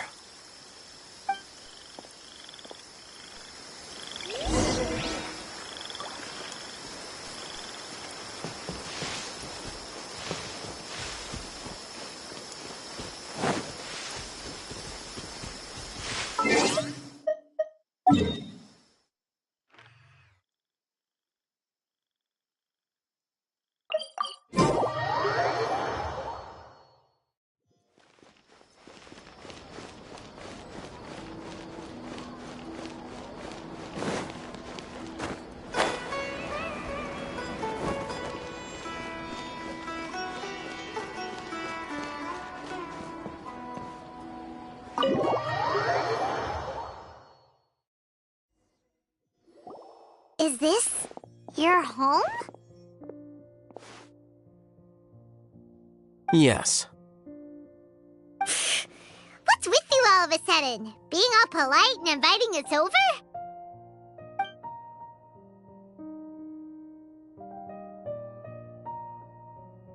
Ah, you're back. Quick, come help me see if this painting's all straightened. Huh? Who are they?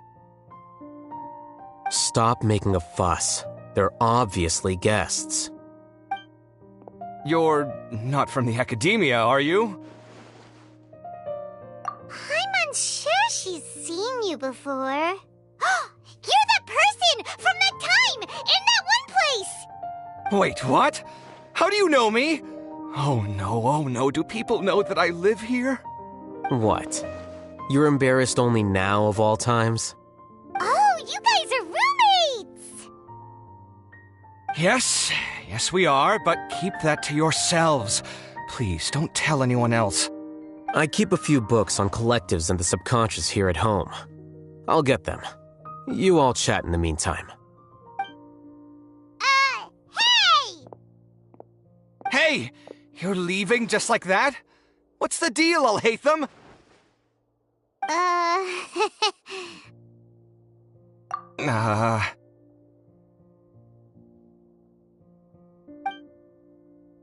Sorry, I know we've only just met, but I have to ask. Are you, you wouldn't happen to be actors that Alhaitham hired to pretend to be his friends, would you? What? Guess not. I've never seen him invite friends home before, so please excuse my surprise. You guys get it, right? You know, with his temperament and stuff. But aren't you friends with him? I wouldn't say friends exactly. Okay, well, we used to be, but we're not anymore. Huh?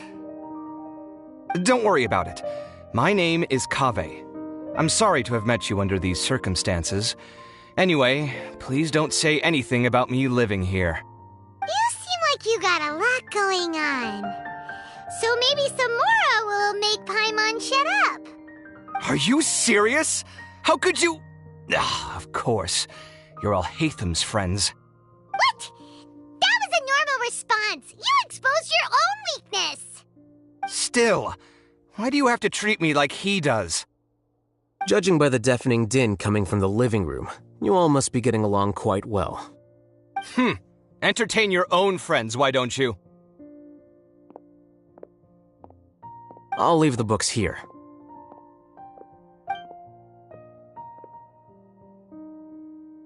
Paimon's dizzy from reading. This is way too complicated. Why don't we just ask questions instead?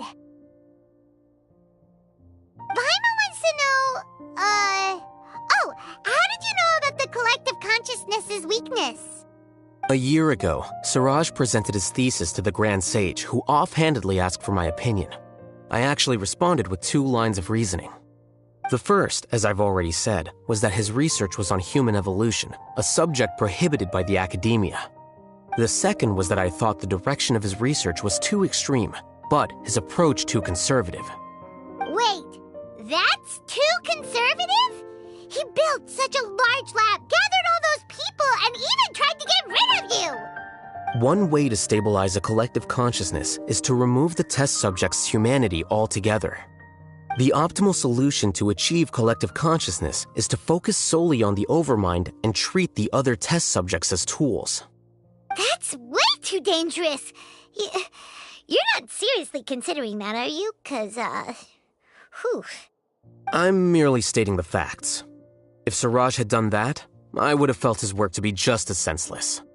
It's impossible for any species to evolve overnight, and humans without their humanity cannot be called humans. That's why the academia prohibited research into human evolution. Most research of this kind tends to run contrary to evolution. Huh.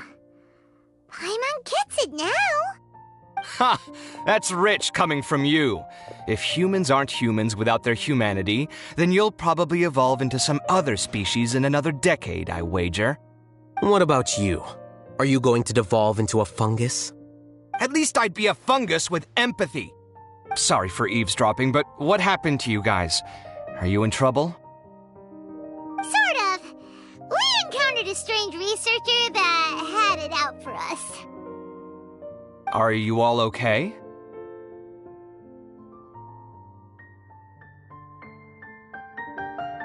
Huh. So that's how things went. Such is life. If only he'd known, Alhaitham could have stayed indoors today, and the whole thing could have been avoided, right? Plus, he could have helped me with the housework for once. See those books? They've been sitting there waiting for someone to sort through them for an age. If you're not gonna read them, tidy them away. They don't belong there.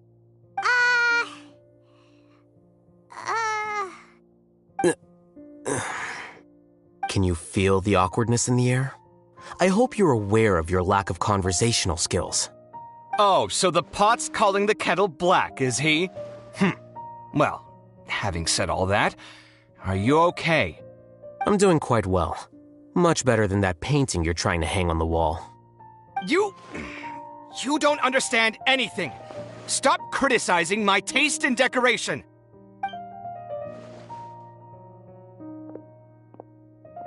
Paimon can't tell which of them is more problematic. Let's just get this over with and leave. You whisper very loudly.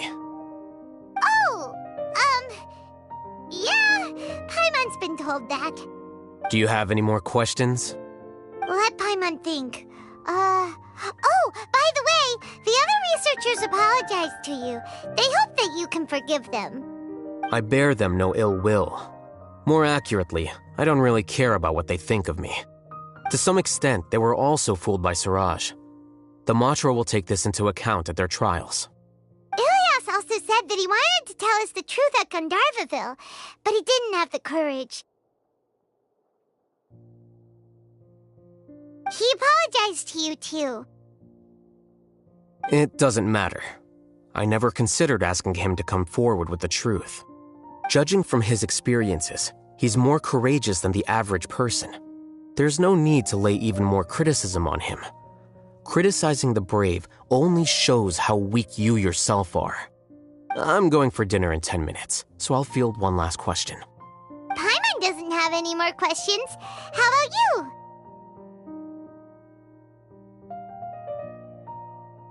Oh, yeah, that's a good question.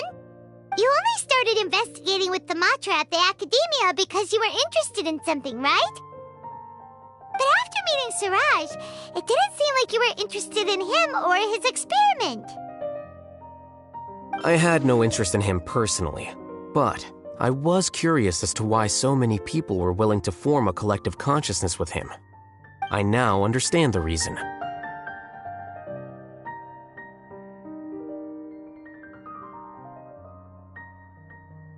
Correct. The fall of the Sages and the shutdown of the Akasha terminals deeply affected the Academia. The fact that Siraj's project attracted so much interest despite not being approved speaks to the lack of research projects as of late. As the acting Grand Sage, I'll have to figure something out. In addition, what happened to Ilias is worth our attention. Reporting academic fraud was the right thing to do. He didn't deserve the outcome that he had received. Paimon understands now. Oh, you're pretty serious when it comes to work, huh? I think minimum viable seriousness is a more apt description. I'll do my best to take care of this mess until my resignation is approved. Wait, your resignation? Yes. I've already submitted my resignation to the Academia. Soon, I'll resign as the acting Grand Sage and go back to being its scribe. I don't think Siraj knew about that. If he had waited just a few more days before acting, I would have already resigned. What he'd do then wouldn't have been any concern of mine. However, even without my input, his unstable model would have collapsed for some other reason, so it makes no difference. But why do you want to resign? I'm not suited to be a sage, nor do I want to be one. The official process to select the new sages is already underway, but this process is long and takes far too much time. If I serve as acting Grand Sage for too long, the position might become permanent. That would be troublesome. This job isn't something I want to spend the rest of my life doing. It's important to keep your priorities straight. Well, it's about time. You too should grab some dinner as well. Oh, now that you say that, Paimon's kinda hungry. See ya! We're gonna grab some yummies!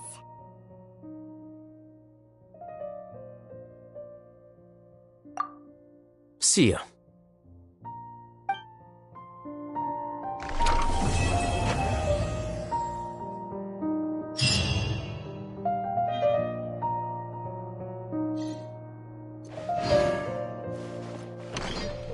The name Siraj doesn't ring a bell. Was he in your class? He isn't someone who would leave an impression, so it's expected that you don't remember him. I've always had a hard time appreciating the way that the academia pressures people by labeling them as geniuses.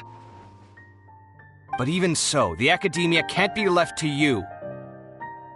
Or perhaps I should say that I'm delighted to see that you have a base amount of self-awareness. If the people in the academia haven't gone mad, they'd know that I'm much more suited to be a sage than you. And I suppose they'd let everyone know that your career as a sage will be as shaky as that painting. Again, that's mighty rich coming from someone about to resign. In a few days, you'll be managing files again. You'll be back at rock bottom. But my salary will likely stay the same. Wait, what? How come? Why do you get special treatment? At least I don't have to be an architectural designer who works himself to death just to get a smile from his client. You...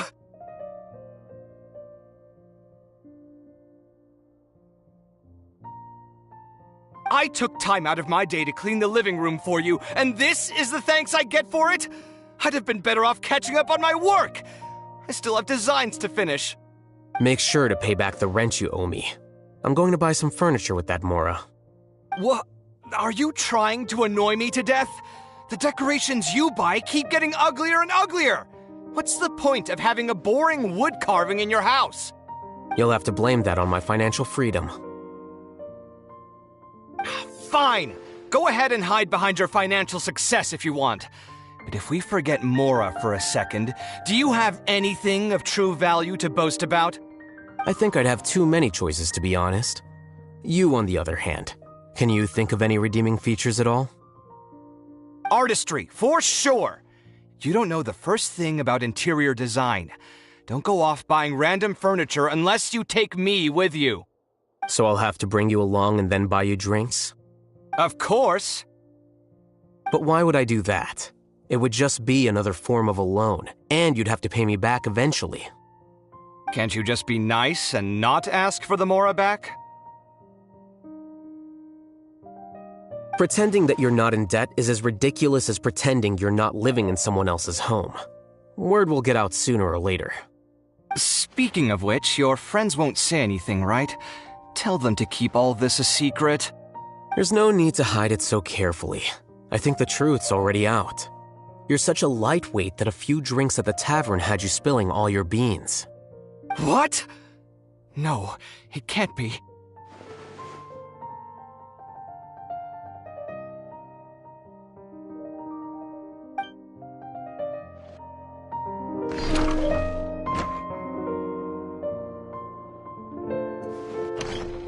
The name Siraj doesn't ring a bell.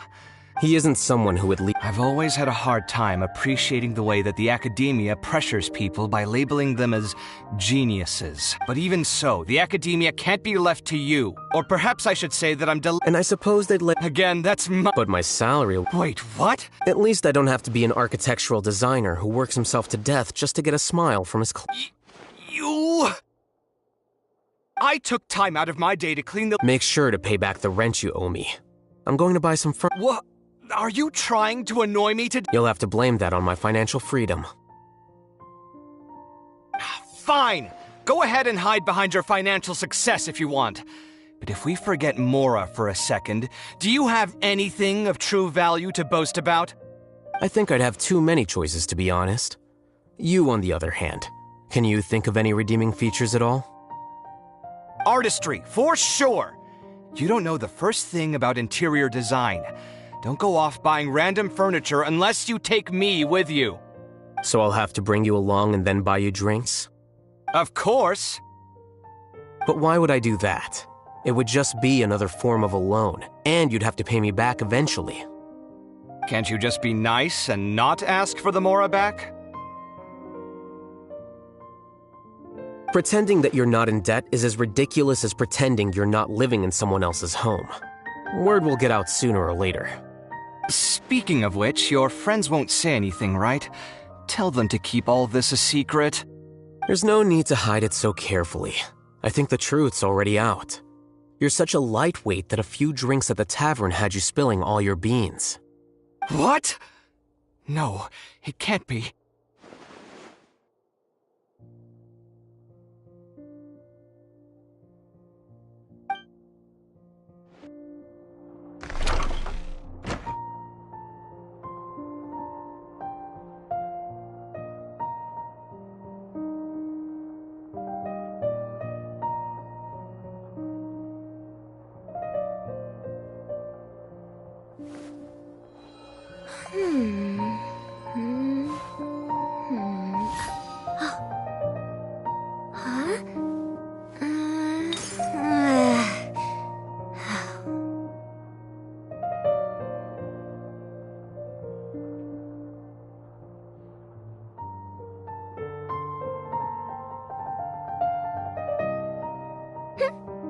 What did you say? I'm old now.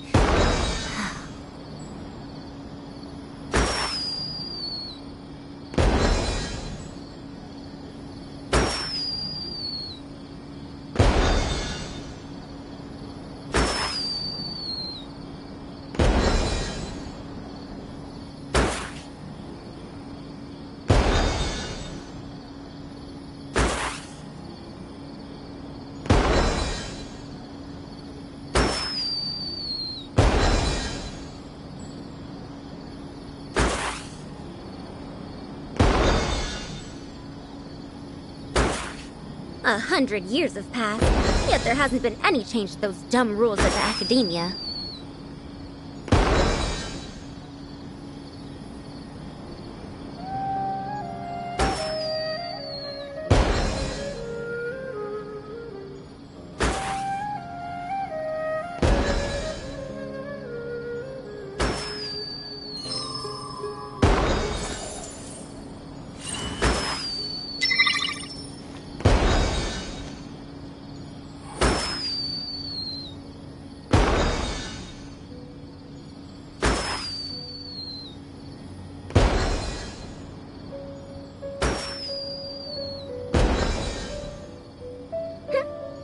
What did you say?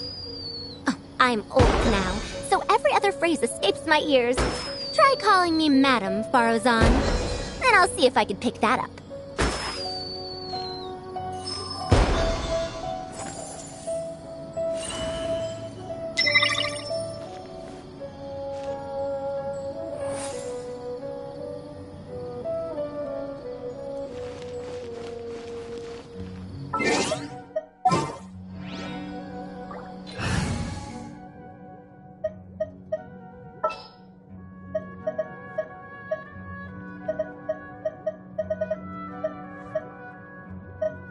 Don't fear.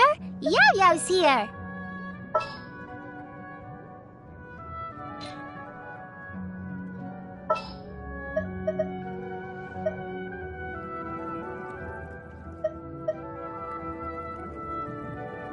What's that? Join you for a walk?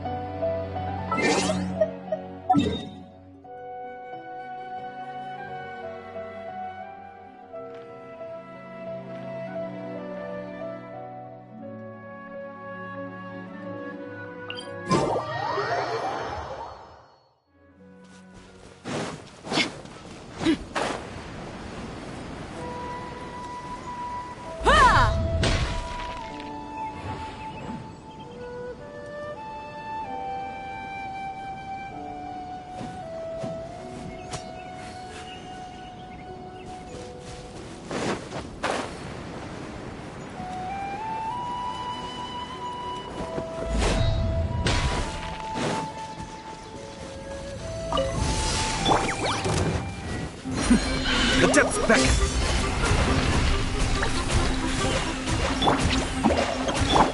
Look alive! Ha!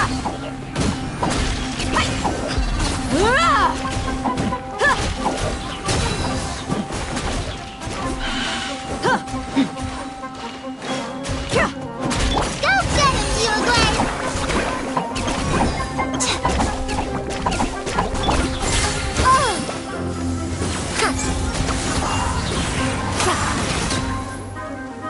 Dare to mess with me?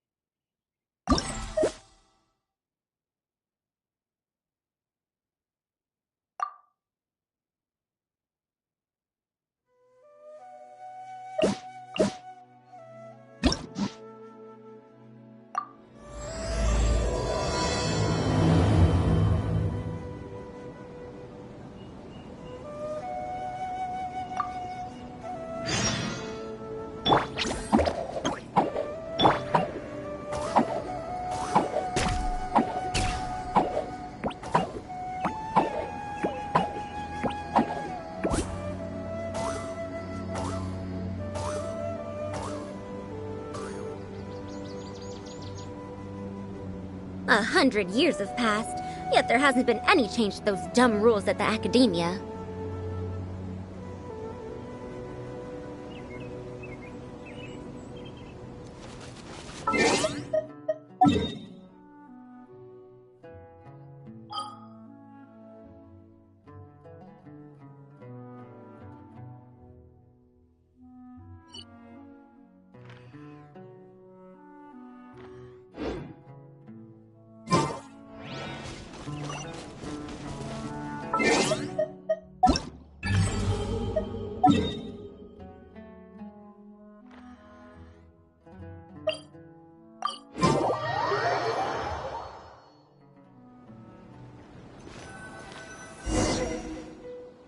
Even though most of the Academia's restrictions have significantly relaxed, I'm still a bit worried that the Matra might give her trouble.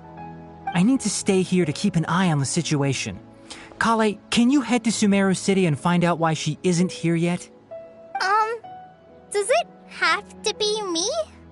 I'd only assign a job this important to someone I trust. Are you not feeling well? Oh no, I'm fine. I've completely recovered. It's just that if I'm going to see her, I think I need to mentally prepare myself first. I know. You'll have a tough time if you go by yourself. If we could arrange for someone to accompany you...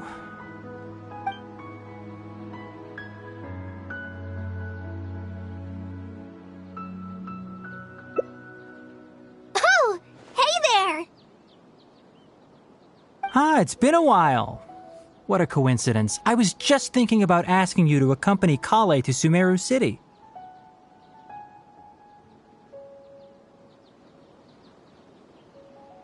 Sorry, that's not what I meant. It's just that this matter concerns research banned by the Academia. Not the sort of thing you'd shout from the rooftops. Also, you happen to know about this situation? There are very few people I can trust to be discreet right now. After giving it much thought, I believe you're the most suitable person for the task. It's complicated, and this isn't the best place to talk about it. We'll fill you in on the details once she arrives. You might have heard about her in Sumeru before. Her name is Faruzan, and she's a very experienced senior researcher. Let's just say that a huge part of Ksharowar's mechanical research over the past 100 years have used her academic discourse and manuscripts as their foundation. She is, but she vanished for 100 years because of a certain incident.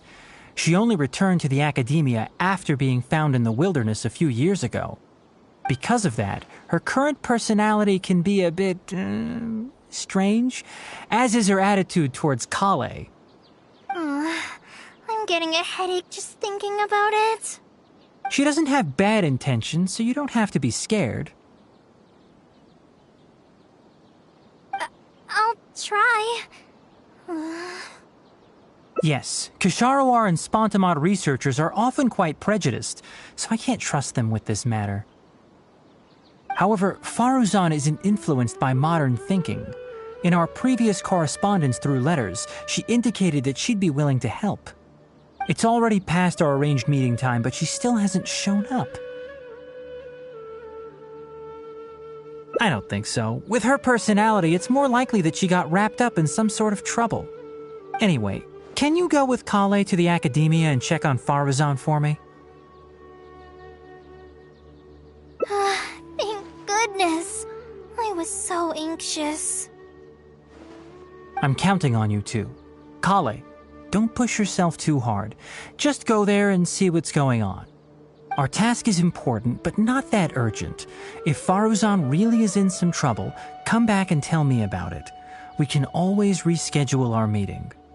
After all, if she's distracted by other things, it'll affect her ability to help us.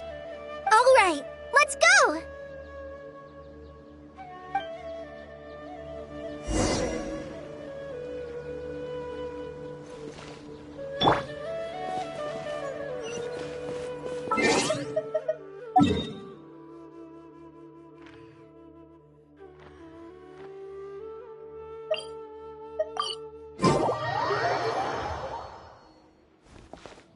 Sorry, what did you say?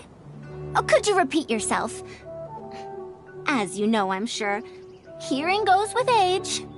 Faruzan, I said that you need to give us an answer. Yes. And did you forget to add madam when you addressed me earlier? Your hearing is perfectly fine. Madam Faruzan, we don't want to make things difficult for you. However, you haven't been teaching courses or supervising theses these past few years. Isn't this rather problematic as an advisor? Never mind the students. Even other advisors are starting to complain. And who, if I may ask, complained? If they have any issue with me, tell them to talk to me themselves rather than waste any of your time. You don't have to tell me anything. I very well know that it's those people from Haravatat. How I wish they'd put their time into doing proper research instead. But, Madame Faruzan, it has been a long while since you last made any practical academic contribution yourself. Academic contribution cannot simply be divided between the tangible and the intangible. The issue here, I believe, is that the reviewer doesn't understand the very nature of knowledge itself. In any case, it makes no sense to use a metric like this to evaluate a mentor. Which sage set this rule anyway? I should write a letter of complaint right this instant. Wait! Madame Faruzan, please let me finish. That's her, all right. But the person with her doesn't look like a Matra. Shh! She hates it when people call her young! Her body apparently stopped aging during the year she was gone. So that's why she looks the same as she did 100 years ago.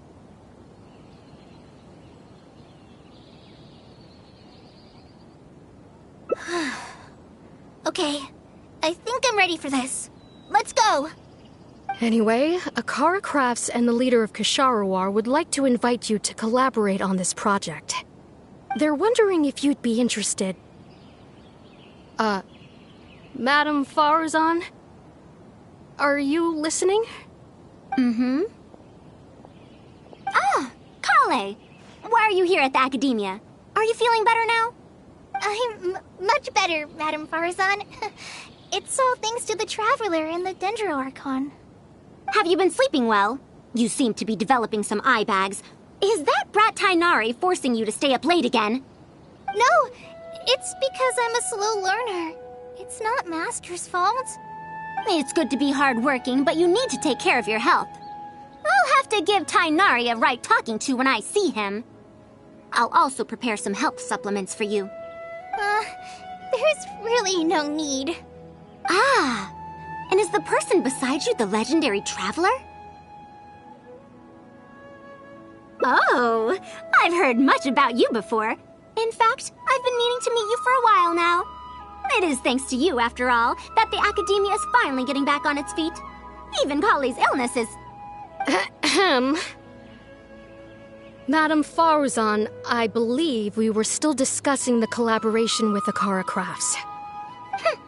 I'd wager it's those Ksharawar Dunderheads finding excuses so that I'd go to their darshan. Say no more. I have no plans to change my field of research.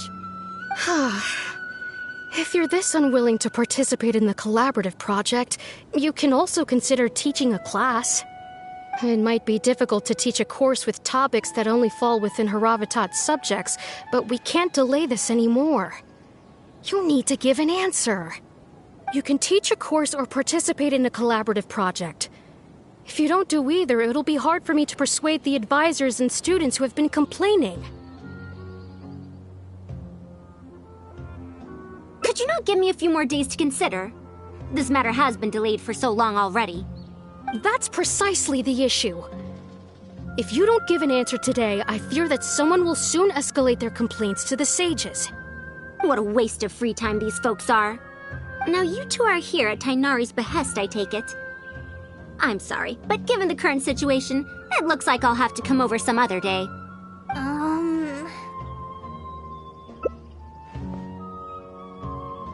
Of course. I shall need some time to think as well.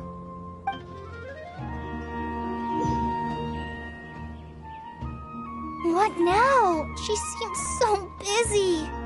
Master said there's no rush, but I know that he's been busy working on something at Paradise DI, so he hasn't returned to Gandharvaville for several days now. I feel for Madame Faruzan, but I still want to ask her to come with us. But if I get her in trouble with the Academia, then she won't have the time to help Master. What should I do? Oh, this is such a headache.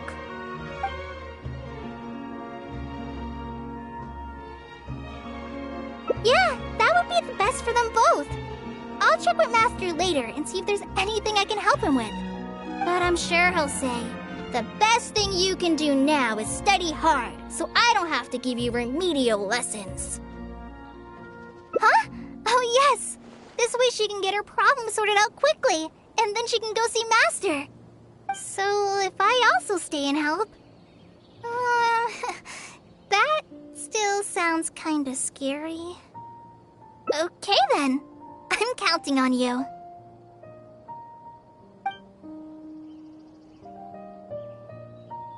Huh. I have to teach students from Haravatat, or owe Ksharawar a favor. It strikes me that they might be even less happy about such a deal than I am. I think I can sympathize with them. We're back, Madame Faruzan. The Traveler said that she can stay and help you. Oh, why I couldn't ask for more. In fact, I'm rather curious about the type of person the Traveler is. You were the one who taught Azara a lesson after all. Is that so? Good. It does so happen that I do have something I need help with. Now, should I apply to teach a course with Haravatat, or join the collaborative project that Ksharawar is proposing? Honestly, I don't want to choose either of them.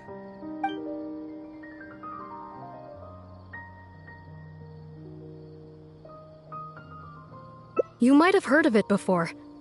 Haravatat is an academic faction that researches languages and runes. 100 years ago, Madame Faruzan was a researcher from that darshan. Now, not was. Still am. Yes, of course. But current Haravatat students can't really... understand her direction of research. So even if she opened a course, chances are that no one would attend. In summary, I mean to interpret the configurations and solutions of ruin mechanisms via the deciphering of on-site stone carvings and unearthed documents. It'll include research into general documents dealing with such ancient machines. The research method is supported by Haravatat, yes, but the content deals heavily with both ruins and mechanisms. This will make it difficult for students of this darshan because they don't understand much about mechanisms. Also, there are fewer and fewer unexplored ruins left nowadays, and Ksharawar researchers have been developing their own theories on mechanisms. As such, they don't need to rely on ancient documents.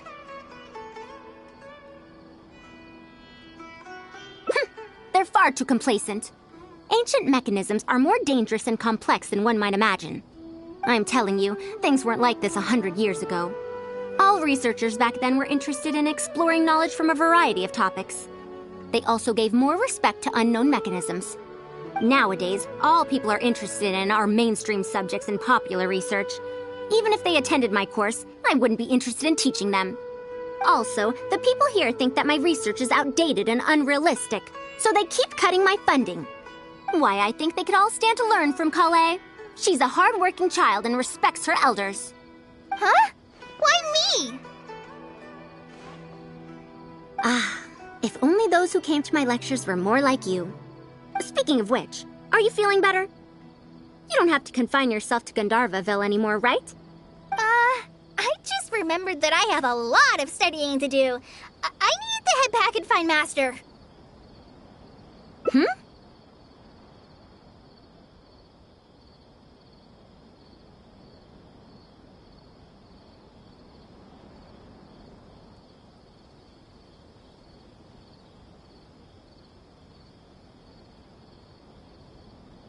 Are you telling me to start a reading course for Kale? Huh? Wait. Although Tainari has academic dealings with the academia, he isn't considered part of it. This means that Kale isn't technically a student. No, she's right. The old academia became consumed by their arrogance precisely because they ignored the public. There must surely be many people like Kale and Sumeru who are passionate about learning, but cannot study due to various reasons. The old academia paid no heed to them. But if I start a reading course for Kale as a pilot, perhaps this shall come to benefit many more people in the future. I'll need to go back and ask if this is in accordance with regulations. Oh, save yourself the extra trouble. I'll come with you. If there's any arguments to be had, we shall sweep them aside together. Traveler, Kale, do wait for us a little while outside the academia. I'll be back in just a moment. Wait! Let's catch up with her.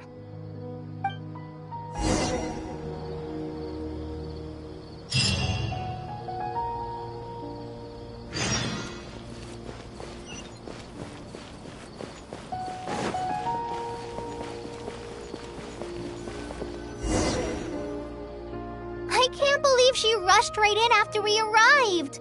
She's really headstrong. How did things turn out like this? No, not really. Madame Faruzan is a brilliant scholar. Even Master thinks so.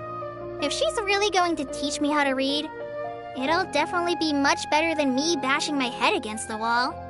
It's just that she can get a bit too passionate sometimes. I don't know how to handle that.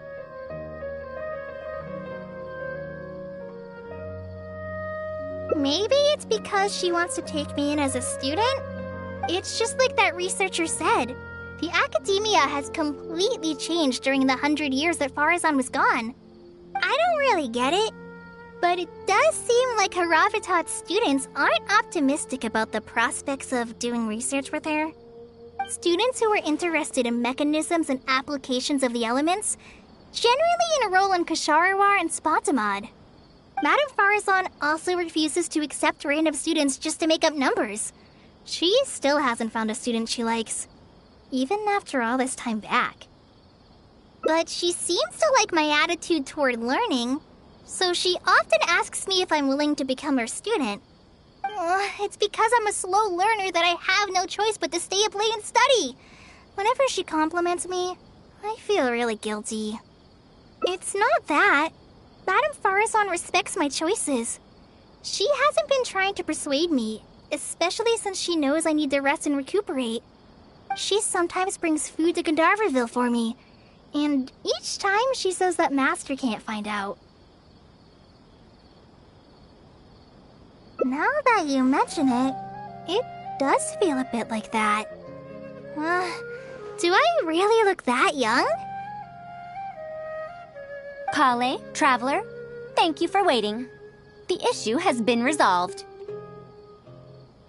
I argued with the higher-ups and convinced them of the practicality and necessity of educating the general public. If I'm not mistaken, they're the students of my classmates' students.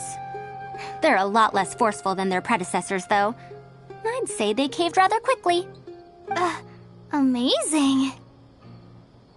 It's just that we need to fill in every single page of the application. It's been a century, but the academia is as picky as ever. Let's see now. What do we need to fill in? Course name, learning objectives, teaching methods, course materials. I suppose we can fill in the course name last. That's a bit too general, I'd say. After all, this class's target audience isn't toddlers or children, but rather people who already know the basics of reading. As such, we'll need a more specific learning objective. How about proficiency in reading and writing? That's true. If we use children's teaching materials, we'll only end up wasting a lot of time on things that students would already know. And you have your job as a forest ranger, Kale. People who attend this course in the future are also likely to have life commitments. We need more effective teaching methods. Master always tells me that practice is the best way to learn. That's why I often ask him to help me find simple books to read. It must have been difficult to get books in Sumeru in recent years, no? Tainari really went the extra mile for you. Expanding literacy is a capital notion. Now that the academia is easing restrictions on the circulation of books, there should be more people who have become interested in reading. It's a great time to conduct this course. So that's next on the list. I fear that I'm at a loss as to which books youngsters like nowadays. Would The Legend of Antara be too old of a story?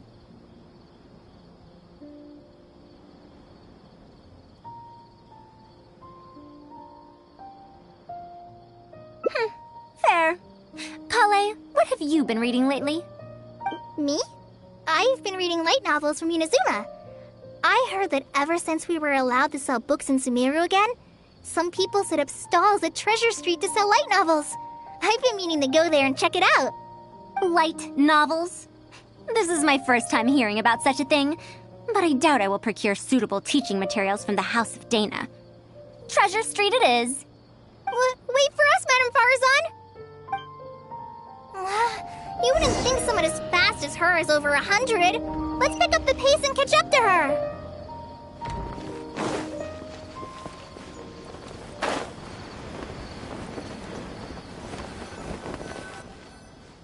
What a long and mildly ungrammatical title. And why is the cover so colorful? Is this your first time seeing a light novel, ma'am? Oh, they're the most popular of books nowadays. Would you like me to recommend something? Fine. One shouldn't judge a book by its cover after all. Maybe browse through the books here. Of course. Why don't you try this one? It's Outlander Brigade, When the Wind of Death Blew Towards the Blonde Samurai. I heard that this book's author describes action in vivid detail.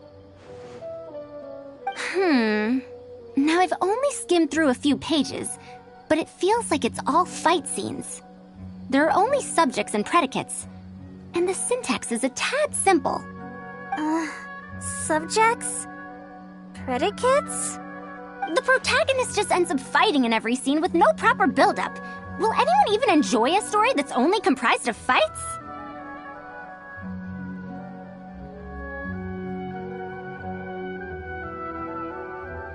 How about... the good thing about being reincarnated as a hilly churl is that I only need to eat Sunsetias to become stronger. A reincarnation isekai story? Those are pretty popular right now. Isekai? What in the world is that? Also, why does it become stronger by eating Sunsetias? Tropes? Those fictional rules used to push the plot forward, yes? They're definitely effective in achieving a distancing effect. Sorry. What is this distancing effect? However, this book doesn't explain how reincarnation correlates to becoming stronger. Such an illogical rule will affect the coherence of the story. Will readers really accept this?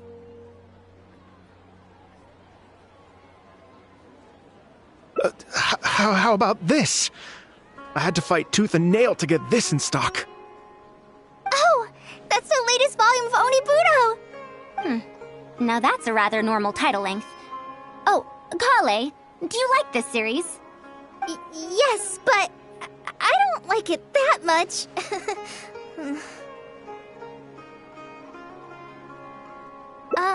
Madam, are you going to use this series as teaching material? Let me see. The dialogue flows quite well, but there are too many phrases here that I don't recognize. Third eye of perception, illusory mirror, and so on. Are these terms that are tied to tropes? I also thought those names were strange when I was reading them.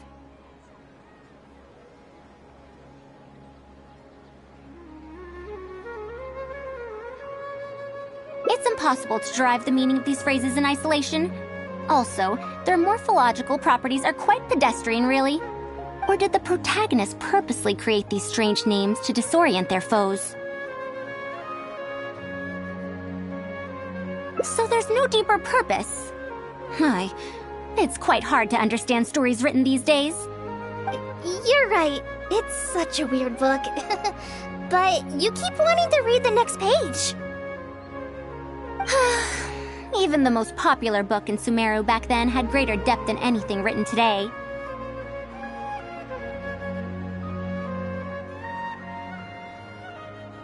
Yes, a Bahumano researcher wrote it while researching folk legends. The plot had many twists. The world building was fantastic, and even the writing could withstand scrutiny. When it was still being published, many people in the academia were reading it. Even the sages back then all described the story as a timeless classic. The series must have concluded after so many years, right? Perhaps it's even more popular now. Is there a book like that in Sumeru? I've never heard of such a thing before. What's the title? It's called Tales of Shariar. Do you sell it here? Tales of Shariar? I don't think I've heard of that before. When was it published? About 100 years ago. 100 years ago? Are you pulling my leg? What sort of book can remain popular for 100 years? The Legend of Antara is popular to this very day, isn't it? I just heard someone telling it a few days ago in a cafe. If an old story like that is still being shared, then Tales of Shariar must be even more popular. Even if that is the case, I really don't carry that book here in my store. What? Is that because of the Academia's strict control over books in recent years? I can't believe they've allowed the people of Sumeru to become so uncivilized. How can they not know about the Tales of Shariar? Tales of Shariar? Oh, wait! I think I heard an antique seller on the other end of Treasure Street mention that name before. I mean, it is a book from 100 years ago. Why don't you try asking for it there? Tales of Shariar is considered an antique now? How could the Academia have let such an excellent work of literature be forgotten like this? Traveler, Kale, I'm going to get to the bottom of this. Let's meet at the antique sellers. Madam, wait! Oh no, this is bad. You asked me why I'm scared of Madame Faruzan, right? It's not because I don't know how to respond to her kindness. It's because I'm afraid of that ancient language she researches, because I can barely understand any of it. What if she uses ancient texts as teaching material? Even so, what if researchers from 100 years ago like to use ancient languages in their books? We've got to catch up to her!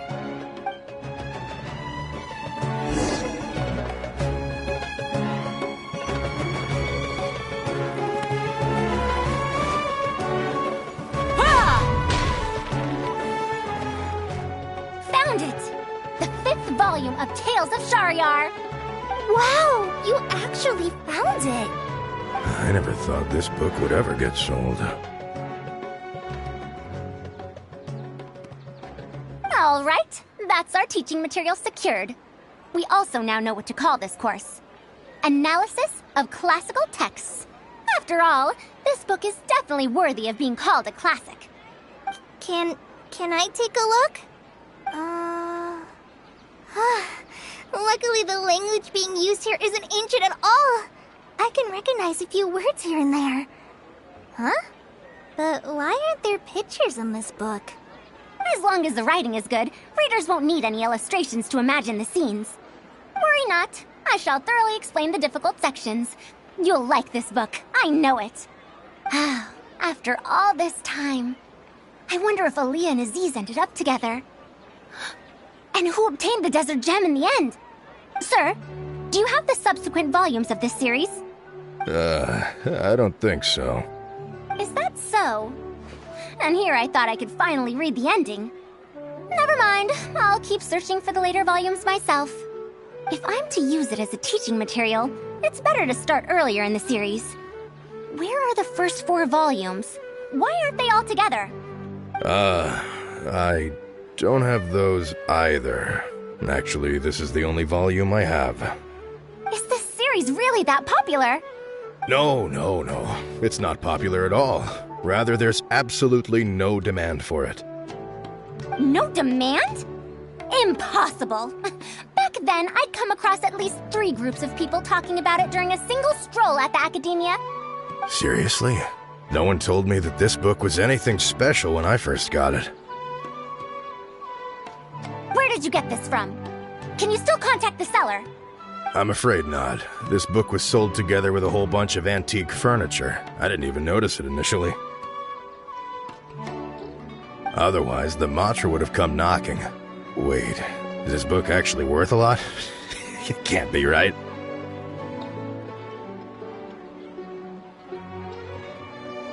That's impossible. No matter how strict the Academia was, there's no way Tales of Shariar could have fallen into such a state. I do remember a passerby skimming through the book a few days ago. However, he simply sighed and left. He sighed? Why would he react like that? Given the quality of Tales of Shahryar, he should have been entranced after a single glance. I'm sorry. Traveler, Kale, please give me a moment. I'd like to look through this book first. Why is there another misunderstanding between Ali and Aziz? Also, why is there no mention of the Desert Gem at all? And a new character is introduced with no foreshadowing at all? Also, what are all these new names and terms? Is this really the Tales of Shahryar I know? Well, that passerby reacted in much the same way. It's Mada from the cafe over there. You know, the fellow who spends all day telling the legend of Antara. Since that's also a very old story, maybe he knows a thing or two about that, Tales of, whatever it's called. Then let's go ask around at the cafe. Huh? Madam Faruzan? Huh? Oh, yes. Let's go.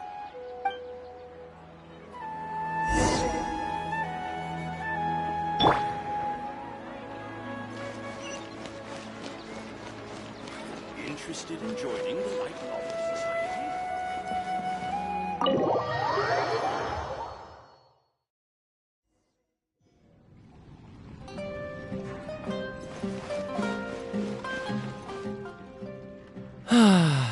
Another day, another empty room. Excuse me? But are you Mada? Yes! Are you here to listen to my story? Well, we actually came to ask about something else. I see. Sorry. It's fine. I'm used to it, more or less. So, how can this terribly unpopular storyteller help you? Do you know about Tales of Shahryar? Huh? Tales of Shahryar? Why, I can barely remember the last time anyone talked about it. My master always talked about how incredibly popular that book used to be. However, I tried reciting a few chapters of it at the cafe, and I found that it's even less popular than the Legend of Antara. Your master? Yes, the one who taught me how to be a storyteller. He said that Tales of Shahryar was written by his master's master's master. He also said that this great-great-grandmaster was an academia researcher, and that even the sages liked the series. He wrote 4 volumes back then, and the reviews just got better and better. You couldn't find a single person in Sumeru who hadn't read his books. And then? What happened next? Why doesn't anyone know about Tales of Shahryar now? Oh, it's hard to tell when it comes to trends. One day everyone likes stories like that, and the next day their tastes change completely. Instead of writing a proper ending, this great-great-grandmaster kept trying to extend the story. To tap into popular trends, he added a lot of tropes. Then, starting from the 5th volume, the reviews started to go downhill. How could that be? Then what happened to Tales of Shahryar in the end? In the end, there's no ending. The great-great-grandmaster tried to write a few more volumes, following whatever trends were popular at the time, but the trends kept changing right as he published his books. He got so infuriated that he stopped writing altogether and focused on his research instead. What? So there's no ending? The readers didn't care? By that time, only a very small number of people were reading Tales of Shahryar. Anyway, my master probably exaggerated. How could a work possibly have been that popular? The only tangible thing my great-great-grandmaster left is the original draft of Legend of Antara. He also left behind many theses from his research phase. When my master talked about Legend of Antara, he'd even quote from those theses. My master is a much better storyteller than me. Even when we're telling the same story about Antara, he's always able to draw in a huge crowd. But even he won't recite Tales of Shahryar due to its ever-changing writing style and its lack of an ending. So, Antara's story is the one that lasted through the years. Well, not even sages can definitively ascertain the quality of something like a story. In the end, only time can separate the classics from the fads. Only time? Madame Faruzan? It's been 100 years. Perhaps some things I once believed to be great aren't so after all.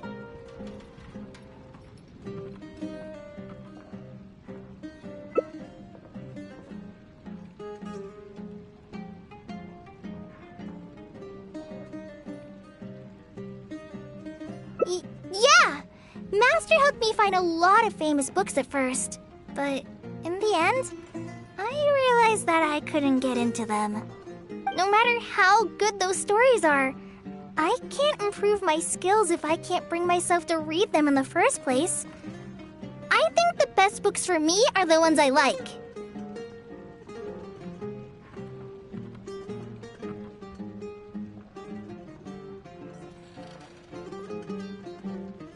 Huh. Indeed. That is true. Readers' interest in trends of a time are not things that are so easily predicted. What was popular 100 years ago could be completely forgotten in modern times. And yet, 100 years, as far as history is concerned, is but a blink of an eye. If Tales of Shariar hadn't chased after trends and instead stuck to its original style from start to finish, it might have stood some chance of gaining renewed popularity. No, even if that didn't happen, at least it would be a work that was true to itself. Huh? Our conversation just got a lot more serious. I don't really get what you're talking about, but it does sound sensible. Looks like I also have to hang in there and tell Antara's story well.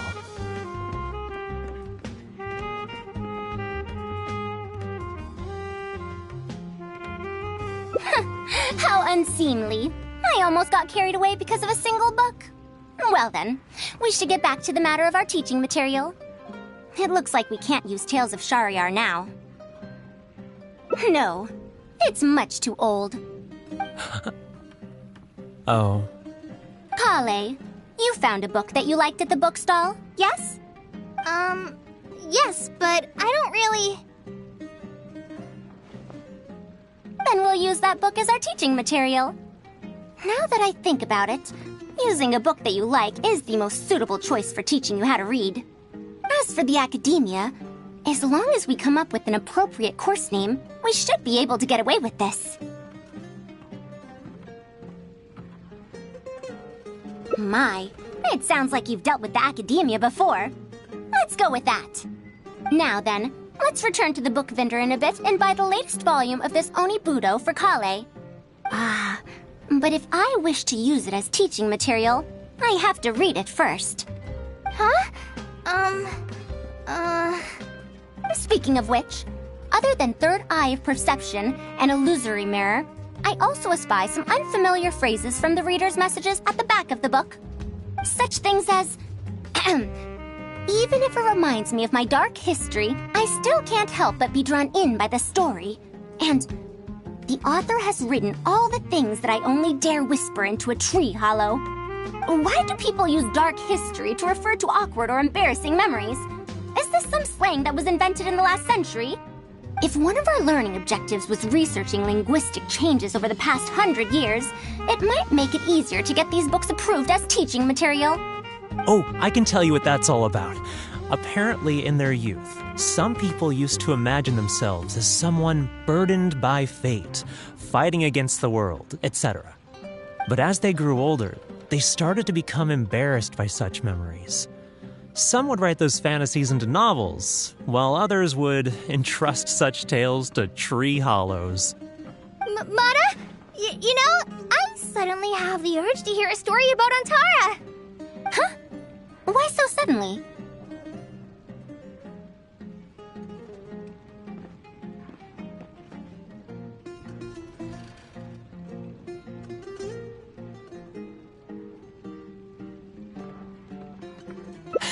I knew it. There will always be people who love the golden oldies. Now, let me tell you all about the ancient hero, Antara.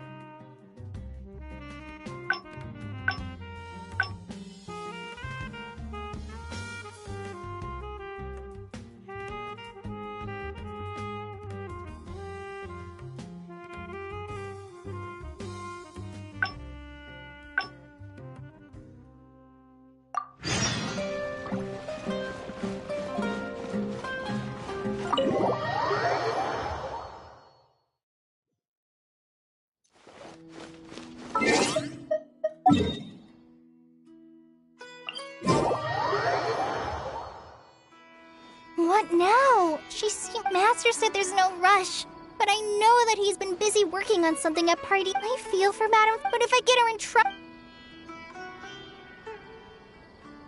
But if someone does complain to the Academia, wouldn't it make Faruzan's situation more awkward?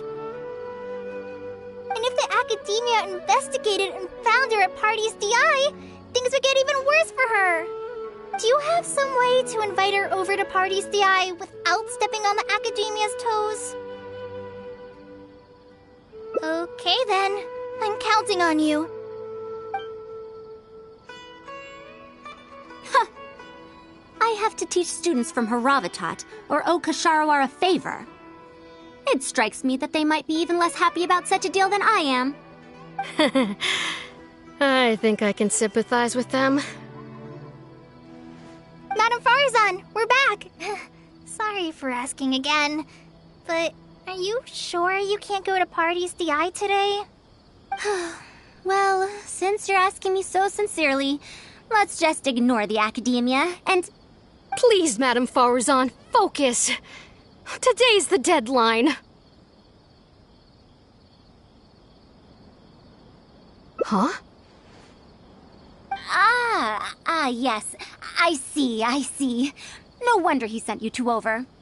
Why, that lad didn't make it very clear in his letter, now did he? Otherwise, I would have reported it as part of my research. Yeah, that's right! Master sent us over to explain everything to you. Wait. Opportunities for collaborative research don't just come out of thin air. This seems like too much of a coincidence. Also, there isn't much overlap between Madame Faruzan's research and that of Amorta, right? What will you even be collaborating on? Master wants to research, A fully automated irrigation system. A fully automated irrigation system? Precisely. It's a system that can automatically adjust the amount of water it provides based on the season and the plant species involved. I saw a similar mechanism while exploring a rune in the rainforest. That's why Tainari wanted to collaborate with me. A mechanism like that exists? Why haven't I heard of it before? I found it 100 years ago, so it's only natural that you don't know about it. Why don't you go ask your teacher's teacher? Perhaps they've heard about it from their teacher. But we can't prove its existence one way or the other, right? Fret not. I'll have Tainari write an official proposal to the Academia later. That should do it, right? An official proposal. Fine. We haven't made any progress with either the collaborative project or the elective course anyway. I'll go inform my superiors now. Please do take care of the paperwork as soon as possible. Don't delay this any longer. Sure. I'll be sure to needle him until he gets it done. Phew. I think she bought it. Even though this is our first meeting, I must say, we make a good team. Wow! You made up that excuse on the spot, huh? Madam Faruzan, did you really find an irrigation system 100 years ago? If the Academia asks for any details... Who knows? It's been 100 years, so it wouldn't be too surprising if I've forgotten a few details, no? Huh? Then how will we explain things to them? I'll let Tainari worry about whatever documents we might need to send to the Academia. If I'm right, the request he has in store for me won't be any simpler than the Academia nonsense.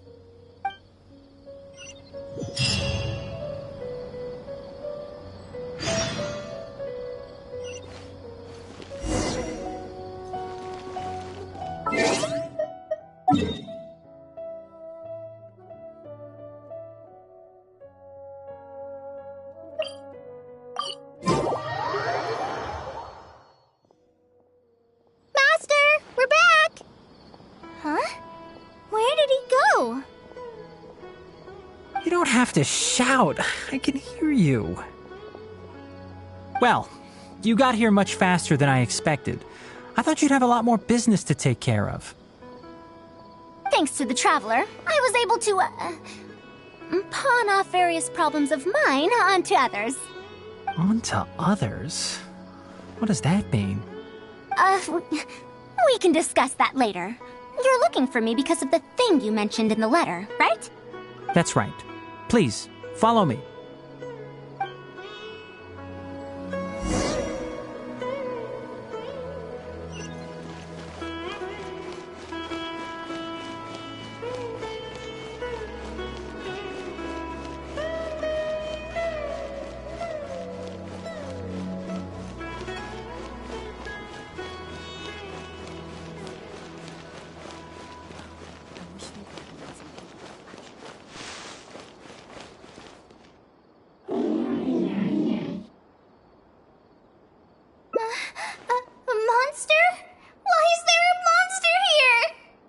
Don't be scared, Kale. This is the mechanical life form the Traveler and I saved a while back. Its name is Karkata. It's the final work of a late junior of mine. You mean Abatui? He must have been a genius to create one of such polish all by himself. It's uncommon that a SpongeMod researcher is able to create such an intricate machine. If he were still around, we could probably chat the day away. What a shame. Something seems wrong here. Have you been maintaining it?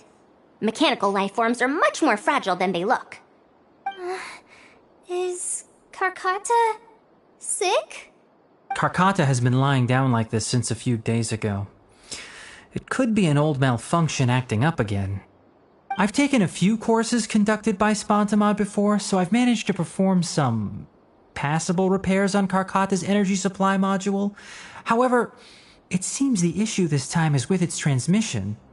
My knowledge can only prevent its condition from deteriorating any further, but Madame Faruzan, you should be able to find a way to repair it. Not necessarily. Mechanical life forms are created using techniques from alchemy, elemental science, and more.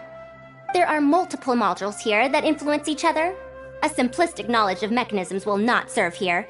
You know that as well.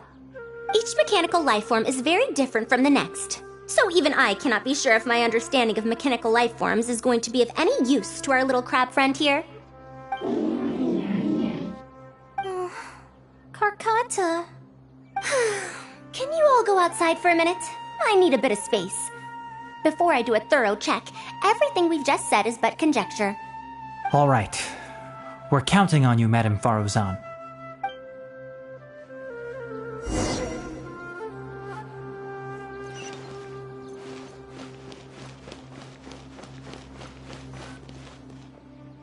We'll wait here till Faruzan finishes her inspection. In the meantime, I'd like to talk to you about her. Her past, huh? Quite a few people in the academia know about what happened to her. Perhaps it'd be best if I'm the one to tell you. I've told you before that she disappeared for 100 years, right? From her perspective, trapped might be a more apt description. Her exact words were, "That ruin was crawling with traps and coded inscriptions from wall to wall. I did all I could to decipher the code and deactivate the traps to escape the ruin, but there was no way out. I lost track of time and I ran out of pen and paper.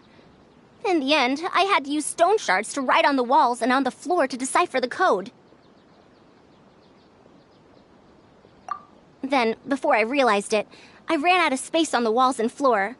I had to calculate all the possibilities in my mind. After that, my memory started to become fuzzy, and my cognition slowed down.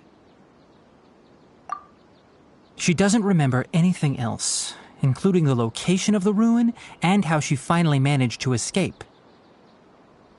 When she was found in the outskirts of Sumeru a few years ago, she looked exactly the same as she did 100 years prior. However, she was in a stupor and struggled to form sentences. Only after a lengthy recovery period could she speak again. The academia speculates that she must have gotten trapped in an unknown ruin while researching machines a century ago. And because of the ruin's special properties that halted her aging, she was able to use those 100 years to crack the trapping mechanism and then escape. Though she had finally broken free, 100 years had passed. Everyone she knew, and everyone who knew her, was already gone. In the end, even the academia had to rely on century-old records in the Akasha to confirm her existence. Don't make that face. I'm not telling you this because I want to drum up sympathy. She wouldn't want others to pity her because of past events. Rather, she sees that period of entrapment as an experimental error. As a researcher, she must accept everything that results from her experiments, even if they don't fall within expectations. Even after going through so much, she's returned to Sumeru and still hasn't given up on her research. Due to changes over the years and drift in academic subjects, she holds some rather strong opinions about the current academia, and she has no shortage of detractors herself. What I want to say is that no matter what era we're in, Faruzan is a true senior researcher in every sense of the word. She has her own deep understanding of various ruins and machines. If there's a chance, you should talk about them with her. It'll definitely be helpful for your journey. Master, Madame Faruzan's done. Oh? Let's head over. With any luck, she might have figured something out. I never thought that I'd encounter a restitution module once again after 100 years. Abatui really installed quite a few impressive things on this. If my guess is correct, this mechanical life form has displayed attempts at self-sustenance before, right? Such as collecting parts to repair itself, for instance? It used them for something else, but as far as its design goes, it does have a function like that. I knew it. If I'm not wrong, Karkata's issue lies with its restitution module. Abatui's modified this module extensively, but the core parts and design philosophy are very similar to the principles as I know them. They are all based on principles learned from the ruins. The creators of the ruins machine once tried to create a perpetual mechanism that could replace life or even surpass it. The restitution module is the result of one of their countless attempts. It replicates the behavior of living things to achieve a self-repair function. However, the energy required in maintenance of the module became an issue. Energy consumption? Maintenance? For example, a living thing's heart can deliver nutrients and blood to various organs. However, the bigger the living thing, the more powerful the heart needs to be. Once the heart is damaged, it'll be hard for that living thing to heal itself, and even the function of other organs can be affected. Thus, the attempt wasn't widely adopted. Even 100 years ago, I'd only seen it once before. Oh dear, this is going to be a problem. Based on my current research, I'll need to swap out the damaged parts in the restitution module to repair Karkata. But like I just said, the module is rare, even by the standards of ancient machines. Not only that, but there is very little related research documentation available. Finding suitable parts would be like trying to find a single gear in the vast desert, to say nothing of the difficulty in making those parts from scratch. One can only wonder where Abatui found the original parts. I might have an idea. Abatui was, for a time, quite passionate about excavating the Great Red Sand. This was when he had just gotten expelled from the academia. You mean to say he found a restitution module in the desert? Well, that is indeed possible. But the desert's huge!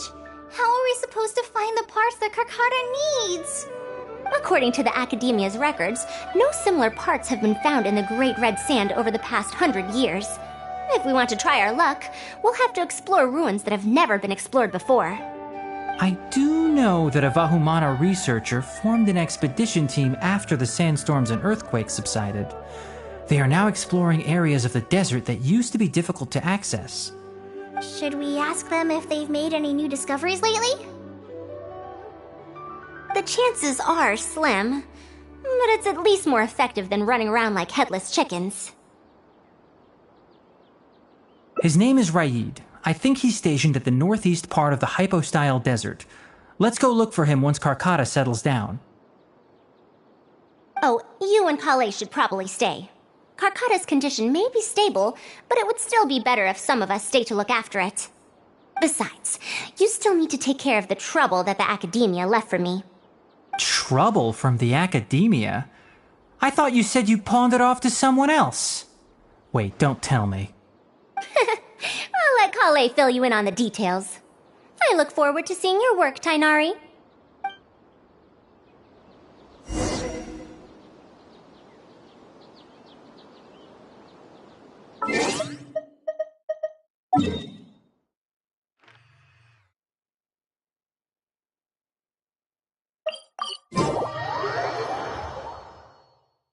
Hey.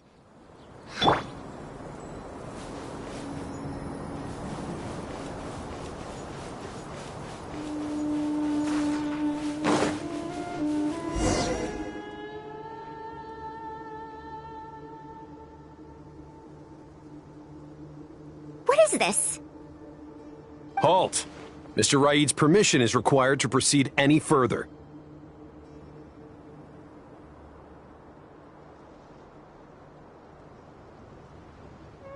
That still won't do.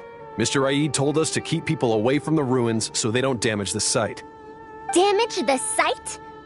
I've excavated more ruins than you've visited restaurants. Which batch of students is Raid from?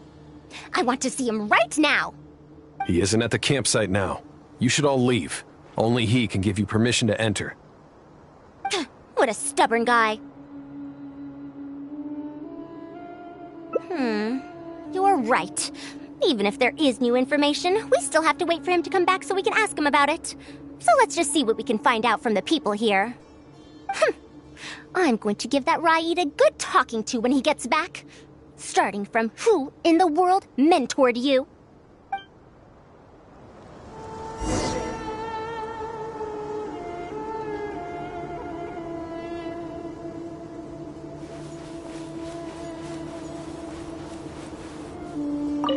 That machine looks amazing! Could it be the legendary Ruin Wanderer? The location seems to fit too. Might that legend actually be true?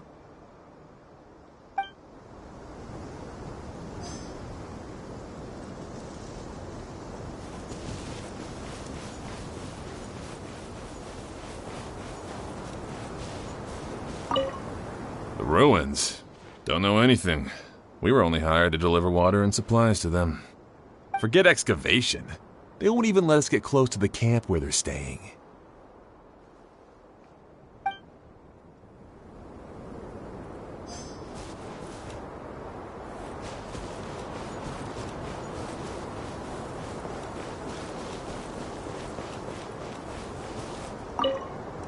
This area used to be ravaged by frequent sandstorms, but it's been calm lately for some reason. They say that this was done by a single traveler? But seriously, is such a thing even humanly possible?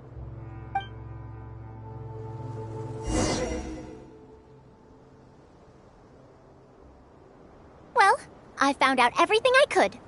Is there anything that stands out to you?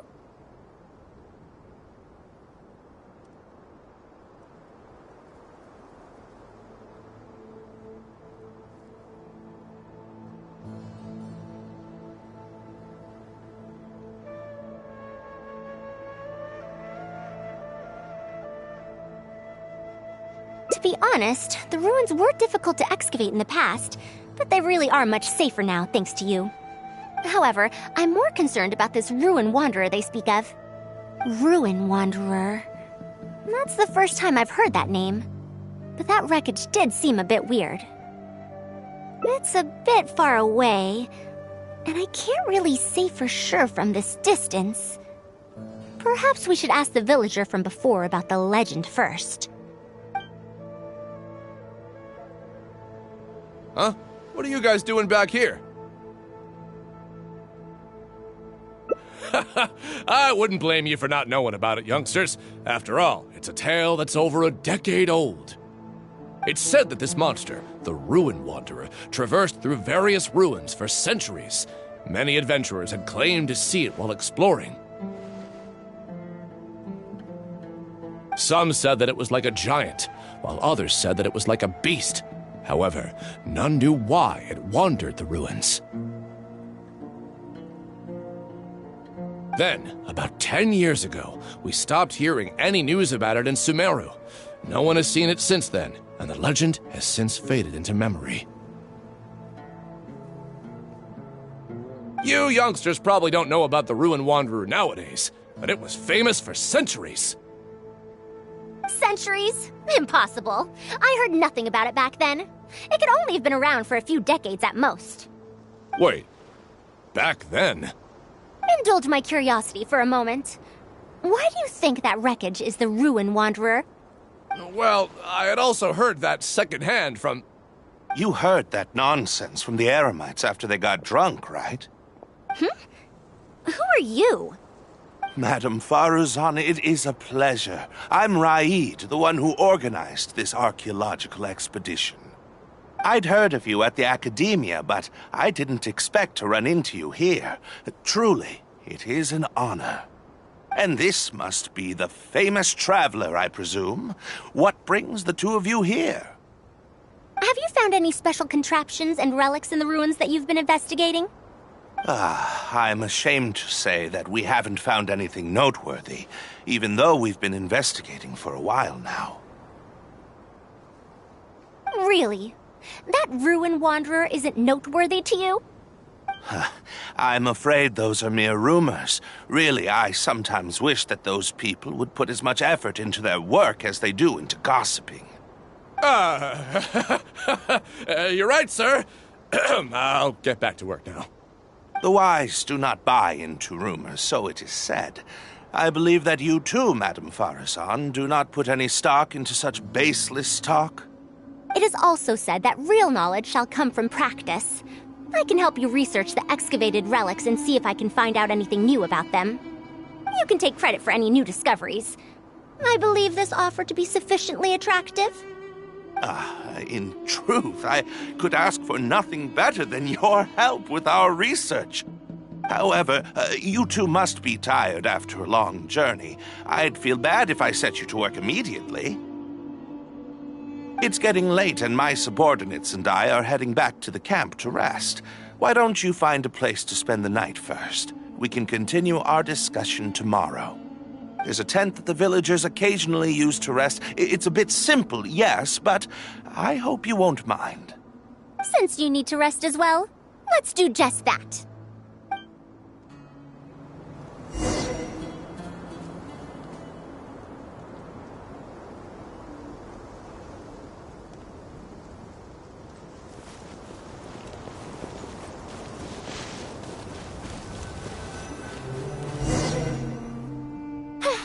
This is quite far away. Are they trying to prevent the villagers from eavesdropping on them? This suits us just fine, though. This way, they won't overhear our conversations either. Now, I have my suspicions about this archaeological expedition team and that machine wreckage. I only caught a quick glimpse, and it was from a distance. But based on the condition of the armor and joints, it didn't seem like something that had been lying around for centuries. At most, I'd estimate that it only stopped moving about a dozen years ago. Yes, the timing coincides with the spreading of the legend. Now, assuming that it really is the Ruin Wanderer, how do you suppose it was able to maintain a relatively good condition despite high-intensity operation over the course of several decades? That's right. Technically speaking, the module shouldn't be able to move such a large machine chassis. However, I'm basing my knowledge on the mechanical life forms I've seen before.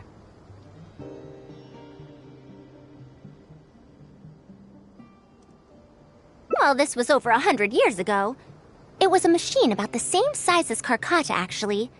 It couldn't carry heavy objects or fight, and was only able to help me record some notes. It also helped me deliver letters home. I found it near the desert, which is why I wondered if there might be more restitution modules buried around here. Honestly, people in ancient times might have already solved the problem of providing enough power for all I know. I'll need to research this properly. Had I confronted Raid right there and then, he would have said that he couldn't tell that the machine was special. Then he'd just hand it over to the Academia obediently. and he'd get away scot-free. If the wreckage were to be handed to the academia, it'd be much tougher for us to do research on it or get spare parts for Karkata. Anyway, we should figure out what they're planning before making our next move. They insisted that we should stay the night, which means if they're trying to pull a fast one on us, they're likely to try tonight. We must be vigilant.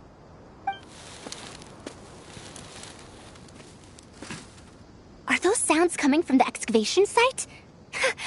I knew they wouldn't be able to wait. They must be scared that we might discover something tomorrow. Not a single person guarding the campsite. This must be quite the manpower expenditure. I'll see if they left any clues behind at their camp. Keep watch and help me stall them if it comes to that, would you?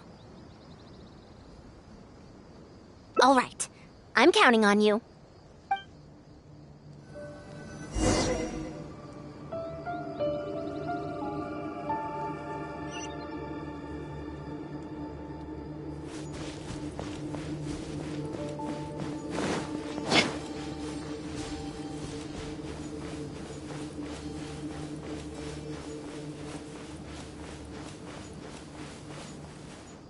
Why isn't the tent here yet? We need to switch it out tonight. It's still on the way. I'm afraid this is the first time we're delivering such a huge one. You good-for-nothings are just a load of trouble, aren't you? We wouldn't have to deal with these interlopers if you had kept those lips of yours from flapping. Hurry up and hide our current tent and deliver the new one to me tonight, no matter what it takes. Huh? Who's there? I'm sorry. I'm just a bit upset because my subordinates aren't doing their jobs properly. When did you get here? It's nothing. Just a tent. We didn't pack up all our tents from the last campsite. Some of them, along with a few people, have been left there. Someone damaged our current tent, so I'm trying to get my subordinates to get one from that previous campsite delivered here. The relics in the ruins are highly valuable, so I'm worried that treasure hoarders and bandits might try to steal them.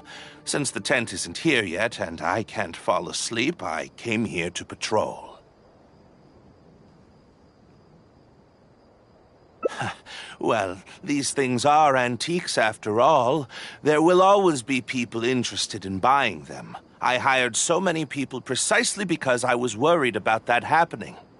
Speaking of which, I'd like to ask, is the Academia really aware that you've traversed through the desert to come here in the middle of the night? Also, where's Faruzan? Why isn't she with you? I'm right here. Also, you forgot to address me as Madam.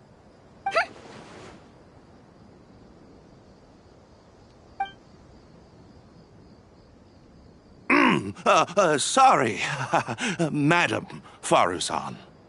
You were all making so much noise that I couldn't sleep, which is why I got the Traveler to find out what was going on.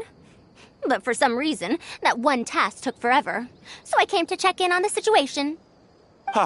I'm very sorry for disturbing your rest. I'll tell my subordinates to be quieter on patrol. Good. Come on, Traveler. Let's head back. Yes, we came to check out the situation, didn't we? Well, we've already done that. We should get better rest so that we'll have energy to investigate tomorrow.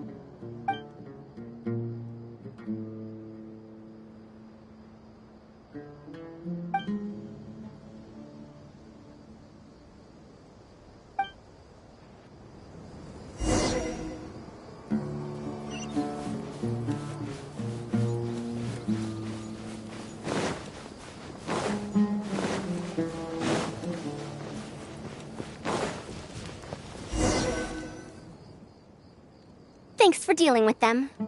Now, I found something good on my end. These are the excavation records from their campsite. According to them, the ruins have been raided before, with numerous traps and contraptions having already been triggered.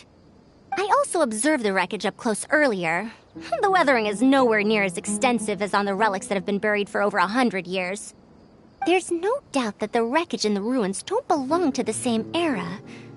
Instead, It must have wandered into the ruins about a dozen years ago. It could have fallen into a trap or encountered a glitch within the ruins, remaining stationary like that until it was discovered recently. However, I still don't know why they'd want to hide it. I have no doubt that the researcher could definitely reach the same conclusion I did. The last few pages of the excavation records are written in code, which I still need time to decipher. The answer may lie within those pages. It's just wordplay. And if anything, that's my wheelhouse.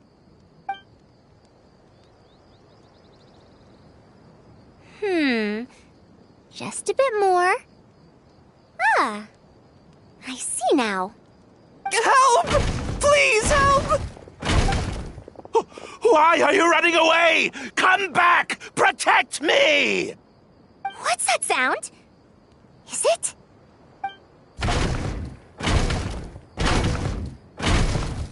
The Ruin Wanderer? Reactivated? That's impossible!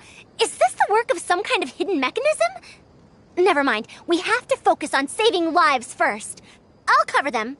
You go stall the Ruin Wanderer.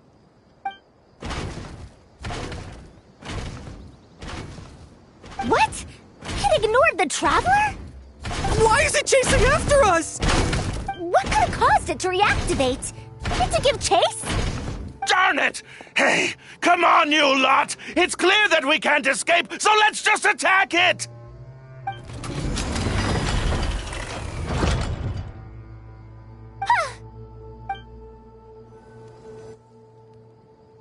It stopped? Hey, you guys, get up there and tell me what's going on! But what if it suddenly moves? You good-for-nothings! Why is everyone I hired so useless? Move! I'll do it myself. Looks like this thing's parts can't handle the load of functioning anymore after years of disrepair. When it first reactivated, I was wondering if it'd be as amazing as the legends had pegged it to be.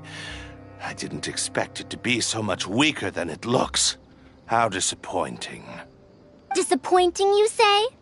Now, is that because you won't be able to sell it for much? Faruzan, you may be my senior as an academia researcher, but that doesn't mean you get to slander me. You wrote these excavation records, did you not? Or perhaps calling it a ledger might jog your memory a bit better. I don't recognize that thing. January 3rd, excavated 5 tents. January 5th, 3 tents sold. January 10th, 1 special tent pre-sold. It must quickly be switched out with an old tent.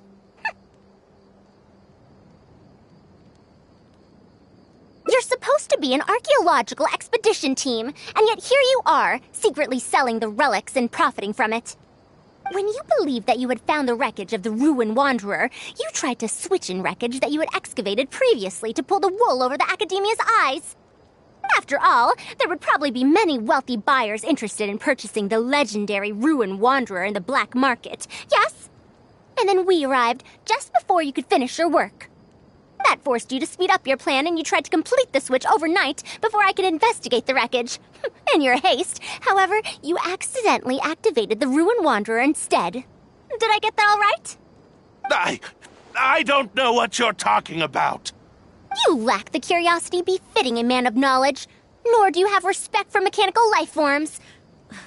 You're not fit to be a researcher. Ridiculous. Curiosity? Respect? I'm not here to hear you preach. Hey, we're leaving. Mr. Aid! Behind you?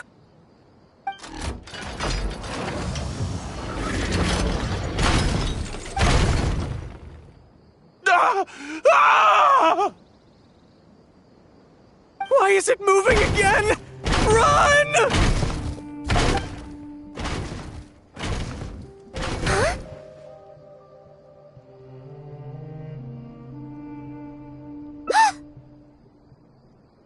Some said that it was like a giant, while others said that it was like a beast. However, none knew why it wandered the ruins. Technically speaking, the module shouldn't be able to move such a large machine chassis. However, I'm basing my knowledge on the mechanical life forms I've seen before. Centuries? Impossible. I heard nothing about it back then. It could only have been around for a few decades at most. Why is it chasing after us? So you've been looking for me this whole time?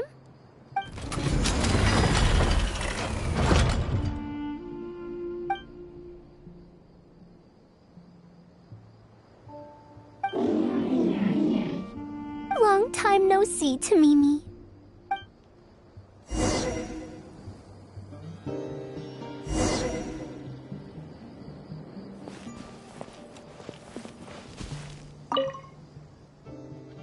Dear Faruzan, I hope you're doing well. It has been over 20 years since you went missing. People from the academia keep telling us to give up and that you're most likely dead. But somehow, I feel like you're still alive. Yes, that you live still in some corner of this world.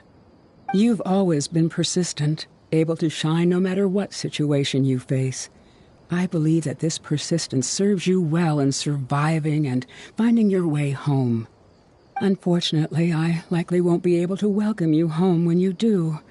I don't have much time left, and my reflexes have slowed. Others keep telling me to stop exploring ruins.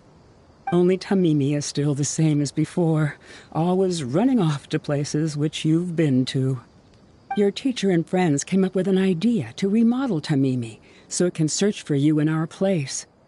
You didn't like coming home back then and would always get Tamimi to send a letter back. Now we're leaving a letter with Tamimi. I wonder if it'll ever be delivered to you. I don't know the answer to that question, but if you ever read this letter, I hope it'll be when you've already found your way home. I regret not being able to say this to you myself, but I'll still feel sincerely happy for you, my dear daughter. Welcome home, Faruzan. Look at you, Tamimi. You've changed so much after all these years. Thank you for waiting for me all this time. I've safely received the letters. Your work is done now. You can sleep.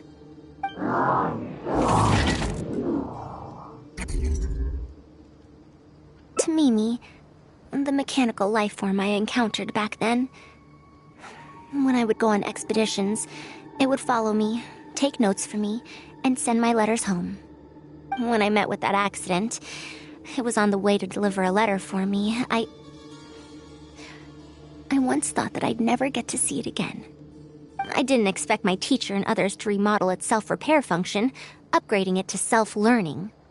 And so, in order to plumb the depths of unknown ruins and overcome dangerous traps, it repaired and modified itself using parts it found along the way.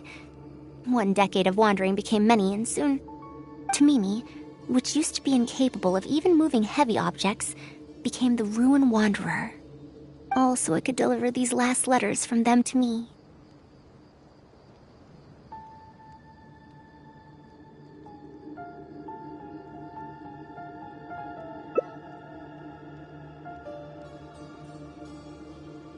The strain to support such a huge body must have turned out to be too much for your heart, right? Even after the remodeling, its restitution module still can't function perfectly in perpetuity. It has been pushing itself beyond its limits over the past few decades. Just like a living being, mechanical life forms have a limited lifespan. It probably became trapped in the ruins all those years ago because its shelf life had run out. It most likely only reactivated because it detected my presence. And then it mustered up everything it had to deliver that last letter. Now, it can finally rest in peace. Tighnari told you what happened to me, right?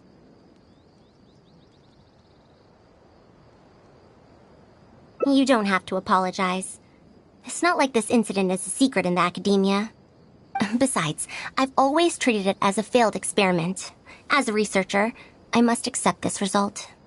However, finding out that so many people were affected by my failure, does make me feel somewhat conflicted. Can you head back to Pardistii first? We've been here for a while, and it's best not to make Kale and the rest worry. As for me, I want to stay with Tamimi for a bit longer. Just a bit.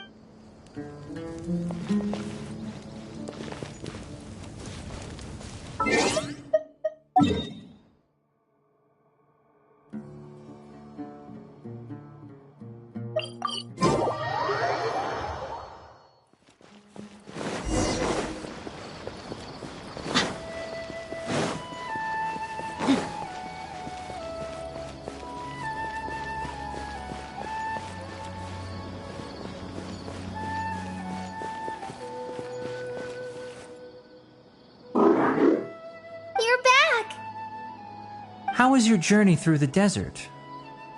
Wait, where's Madame Faruzan?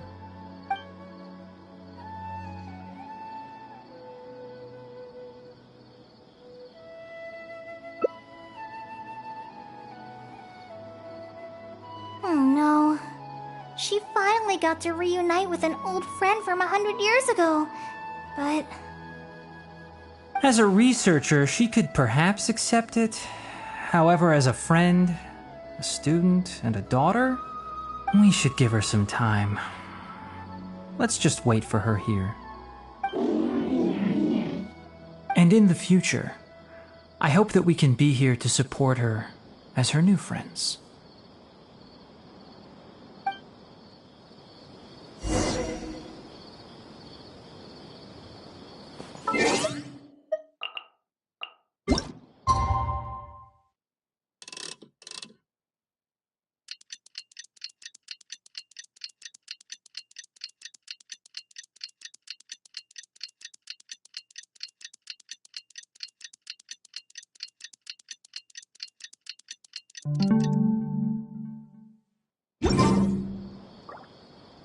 I'm back!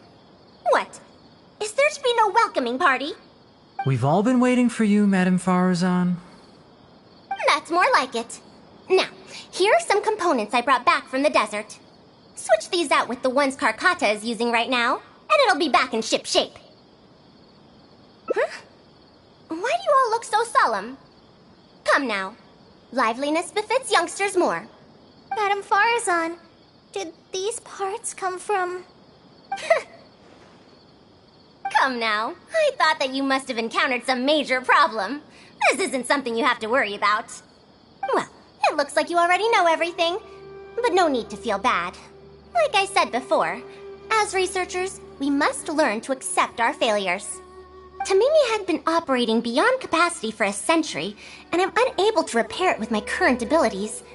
Not even with these parts. It would thus be much better to use them to extend Karkata's lifespan.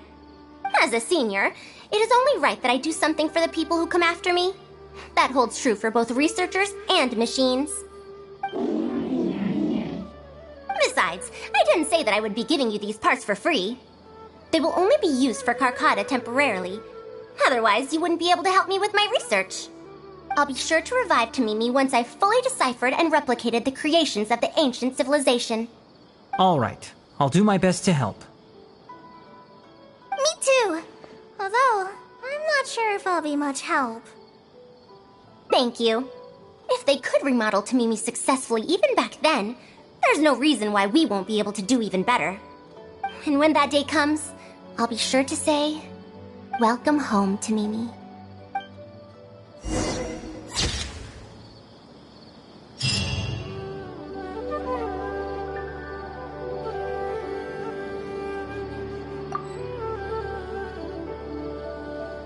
The desert's a tough adversary, but at least it doesn't hide anything. What you see is what you get. And what...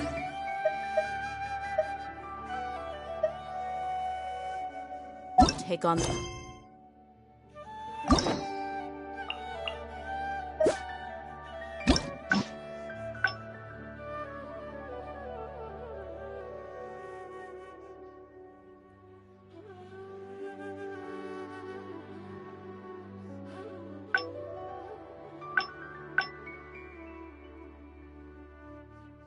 Challenge isn't.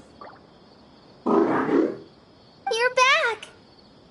How was your journey through the desert?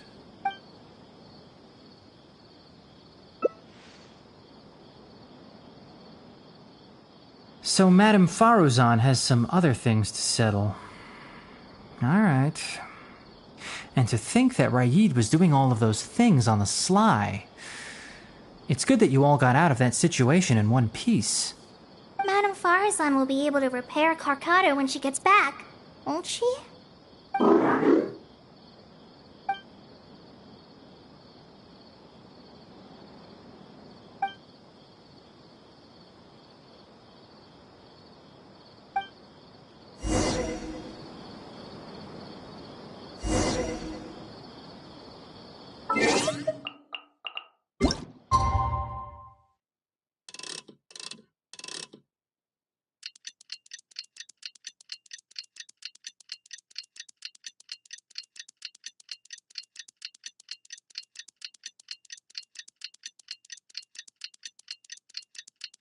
I'm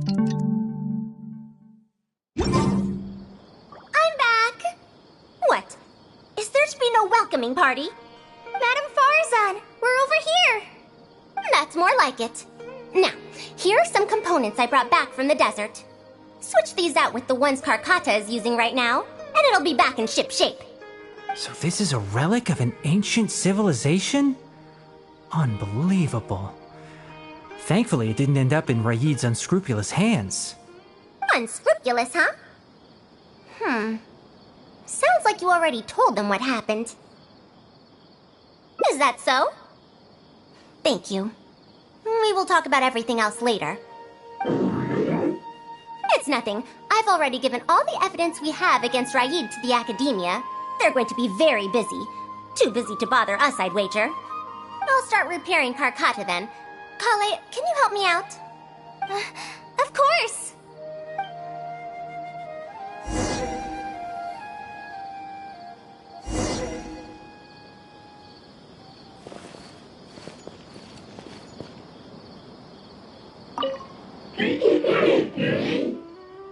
It looks fine, but even so, it needs to properly rest up.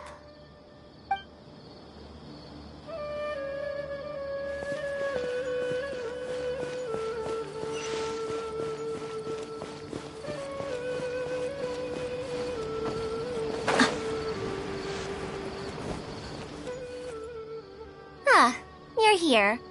Thank you for keeping Tamimi a secret.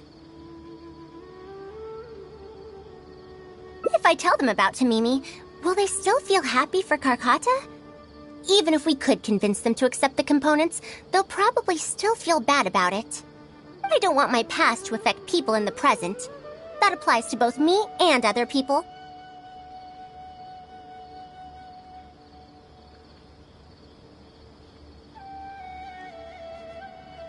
It's fine. I'm used to this. I once believed that I'd never hear from my old friends and family ever again. Even their faces are getting hazier in my memories. However, I could remember them clearly again after reading the letter Tamimi handed to me and learning that they'd never given up on me. That's more than enough. I'd be disappointing them if I let myself fall into a slump because of this. Neither my teacher nor my mother would have wanted to see me like that. Besides, you're lending a listening ear to me now, aren't you? Oh, Pardeus Di looks pretty scenic at night. Will you take a stroll with me? Once Carcata's condition stabilizes, I'll find a chance to tell Tainari and Kale about all that. But for now, just help me keep this secret. Thank you. Whether it's 100 years ago or now, I have people who worry about me.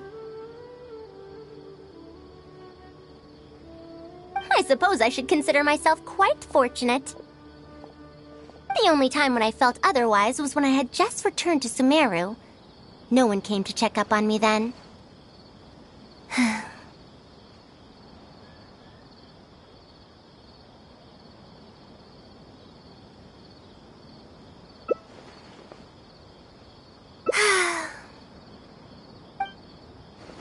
Yeah, I'm home.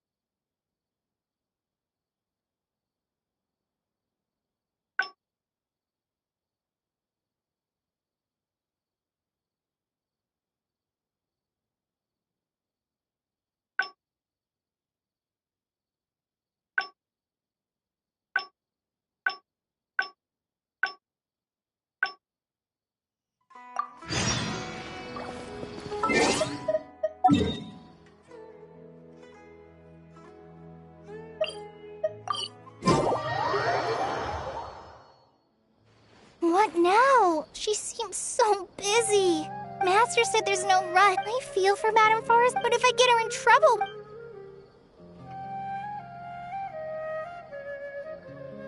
Yeah, that would be the best for them both. But I'm sure he'll say, the best, huh? Oh yes, so if I also stay and help... okay then. I'm counting on you.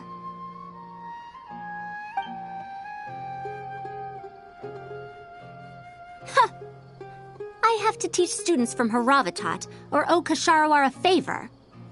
It strikes me that they might be even less happy about such a deal than I am. We're back, Madame Faruzan. The Traveler said that she can stay and help you. Oh, why I couldn't ask for more. In fact, I'm rather curious about the type of person the Traveler is. You were the one who taught Azara a lesson after all.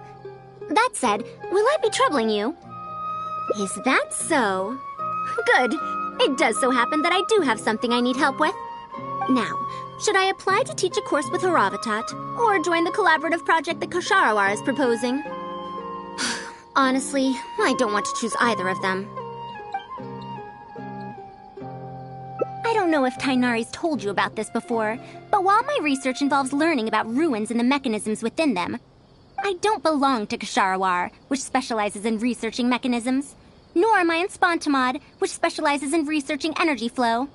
Instead, I'm part of Haravatat, which specializes in languages and scripts. She has been invited to Kasharawar multiple times to continue her research, but she's rejected them each time. Just listen to how they introduce themselves. In the future, Kasharawar will be the only Darshan with the ability to research mechanisms.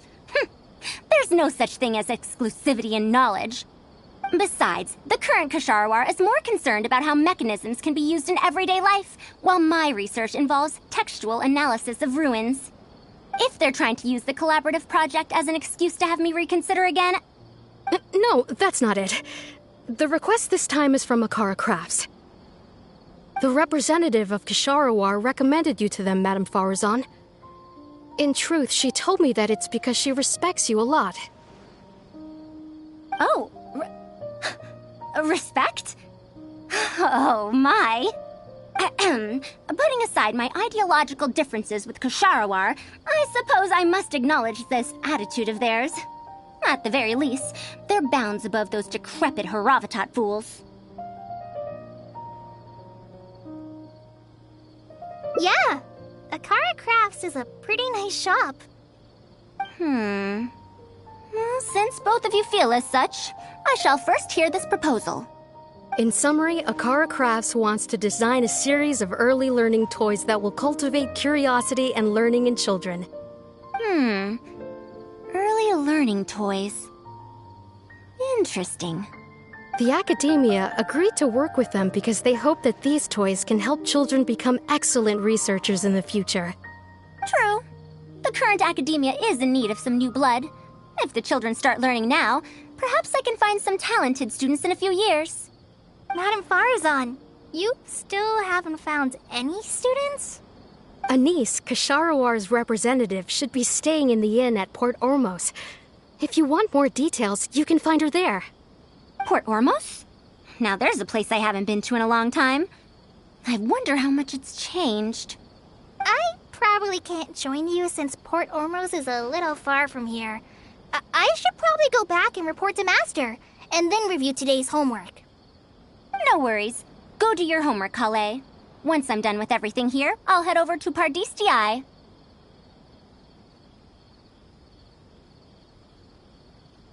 Thank you.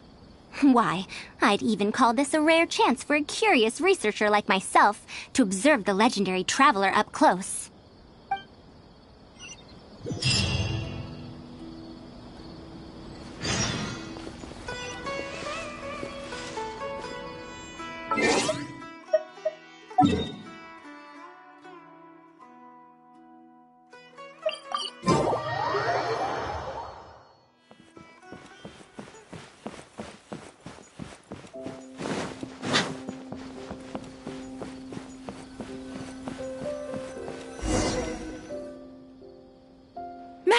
Faruzan!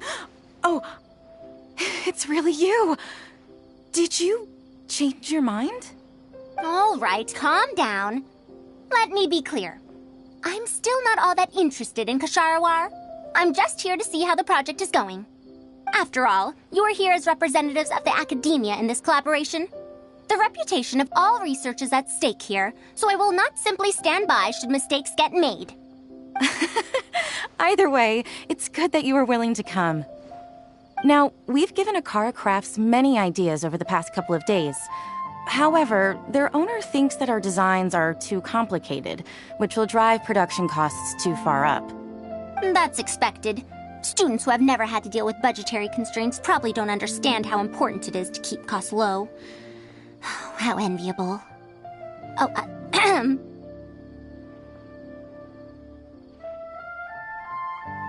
If you join the Kasharawar, your budget will be as big as you want it to be.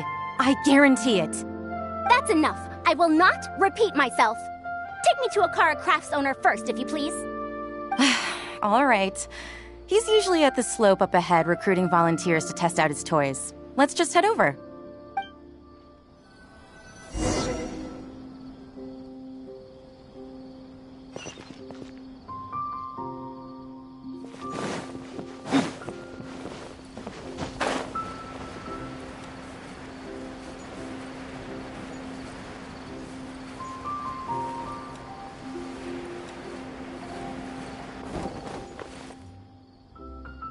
Mamdu, the one I recommended is here.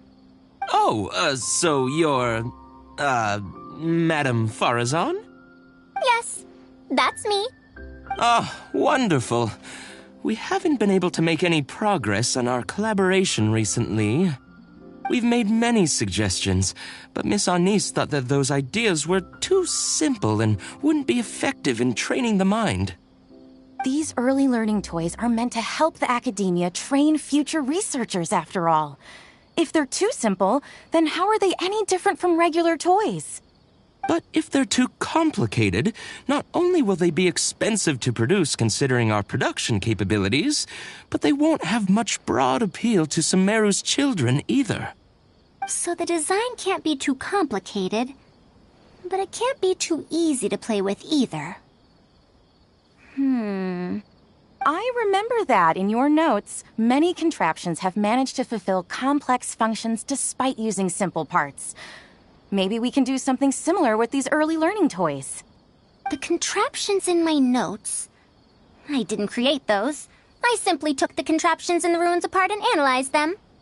But now that you mention it, the ruins did have things like that. Do you have a pen, paper, and scissors? I'll make a paper prototype. You have an idea already? I suppose I should have expected as much of a respected academia senior researcher.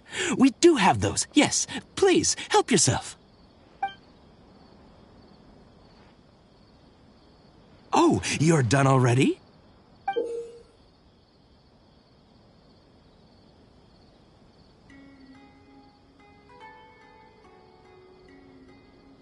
Let me explain.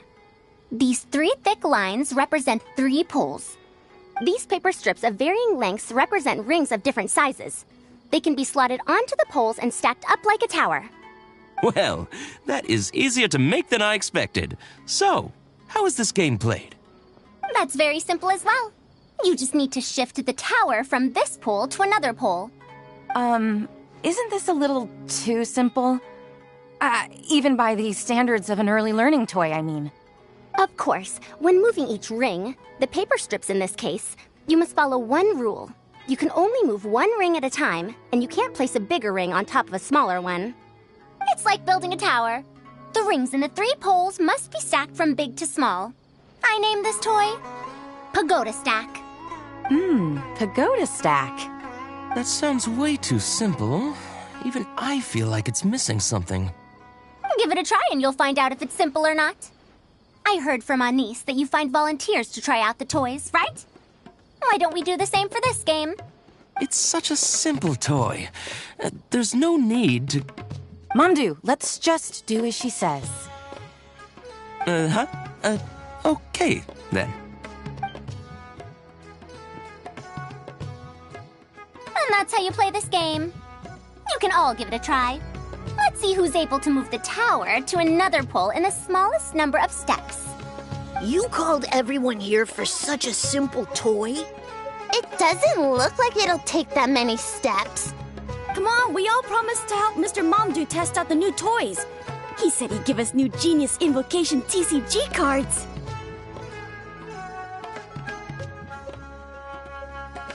Ugh, fine. Let's get this over and done with so we can head back and play cards.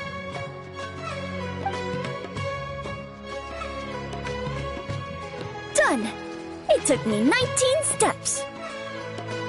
Huh? It took me over 20 steps. I only needed 18 steps. Not bad. Looks like you're all familiar with the rules now. Then let's increase the difficulty. The next tower will be 5 layers tall. Now then, give it a shot. Wait, there's more? Well, since we're already here, why don't we just give it a try? An extra layer shouldn't make it that much harder, right?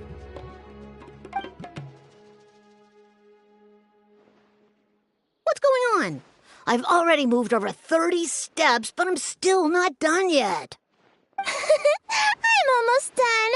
Looks like I'm the faster one this time. Done! It took me 35 steps. What? How? This pagoda stack toy is pretty fun to play with.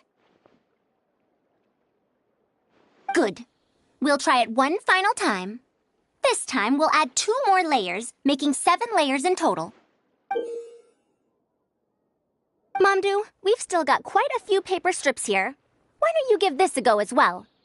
Do you need that many steps for something this simple? Let me try. Madam Faruzan, allow me to try it as well. You were looking at it quite seriously just now. Are you starting to understand the principles involved? I think so. If you want to test out your hypothesis, you'll just have to play and find out. Got it. We don't have enough paper strips left for you, Traveler. However, by the looks of things, you seem to have the game figured out. Why don't you guess what the lowest number of steps needed to solve a 7-layer pagoda stack is?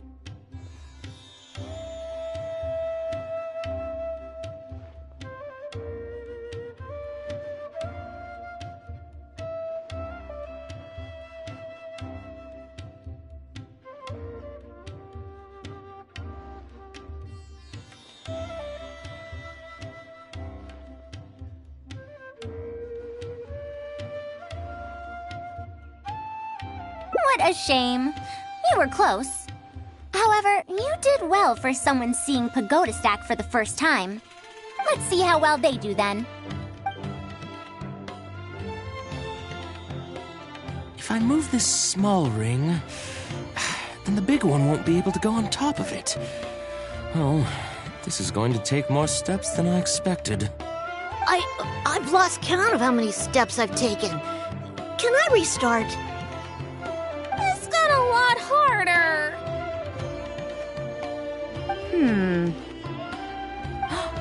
I solved it!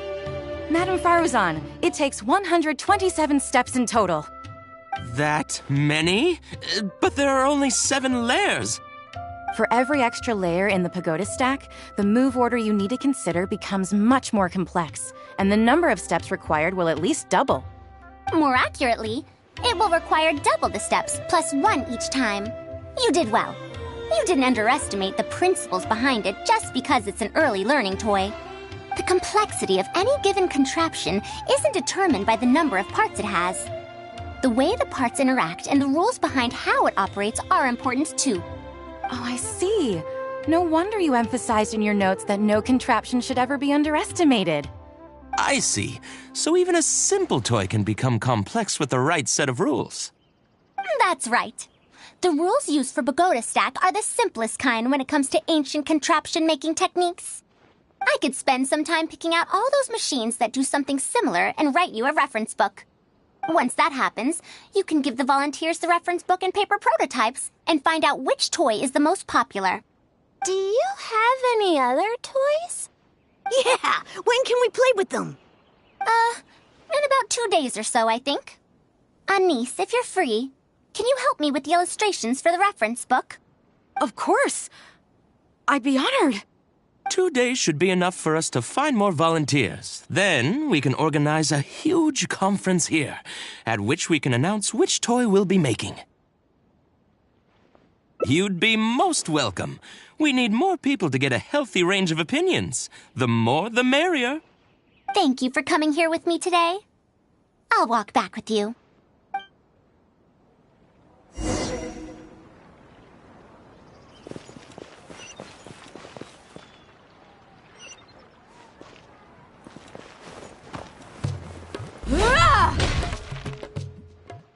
I'll be going then. Say hi to Tainari and Kale for me if you can. Once everything here is settled, I'll make my way over to Pardis Di as quickly as I can. You want to ask why I'm unwilling to join them, yes? Putting aside the fact that they're too full of themselves, I actually have no issue with their research methodologies and approach. After all, knowledge is either right or wrong. Superiority and inferiority do not come into the conversation. All researchers are just doing their best to shed light on the unknown in their respective fields of expertise. No matter what corner of the unknown they shed light on, it's a step forward for us all. Because I believe wholeheartedly in that principle. Even if the others call my research useless, as long as the knowledge I gain from it is accurate, it could become useful in the future. In the end, useful and useless are concepts that shouldn't be used to evaluate knowledge.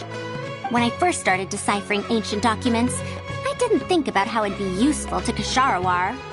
That's why there's no need for me to join them to do useful research. I'd rather stay in Haravatat. It's much more convenient for me to access the materials I need for my research here. Still, the funding that Kasharawar has offered me is so hard to get in Haravatat. Perhaps if this collaborative project goes smoothly, I can even ignore Haravatat and ask for a higher budget directly from the academia. Oh, I could come up with lots of ideas. With Anissa's help, 2 days will be enough for our work. However, I'm still undecided as to the style of the reference book's text and illustrations. You're right. Explanations are a core part of early developments, too.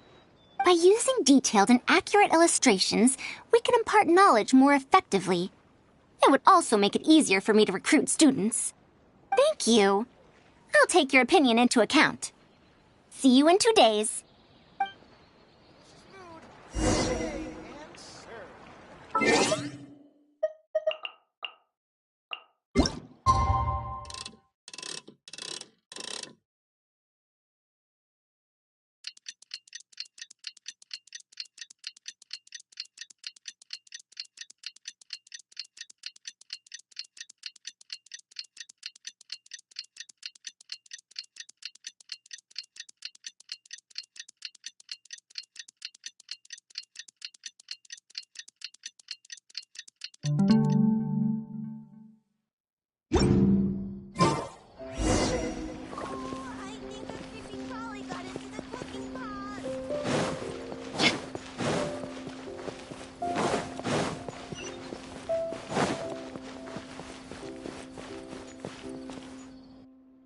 Oh, you're here.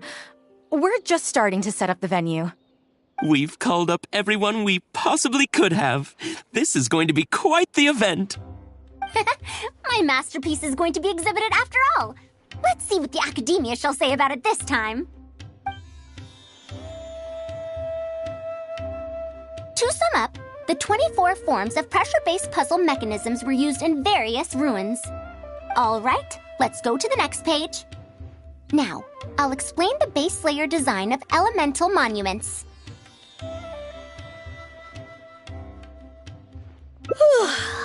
Are we done yet?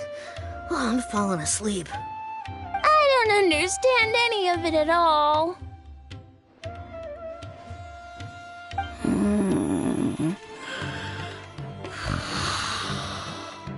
Are these really toys?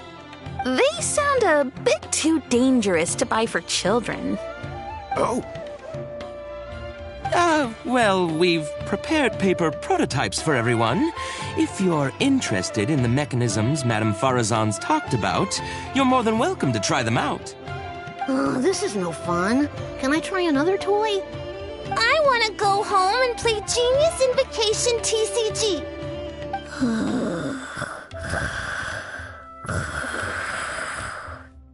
Forget it. I don't think anyone would be interested. I should go home and take care of my children.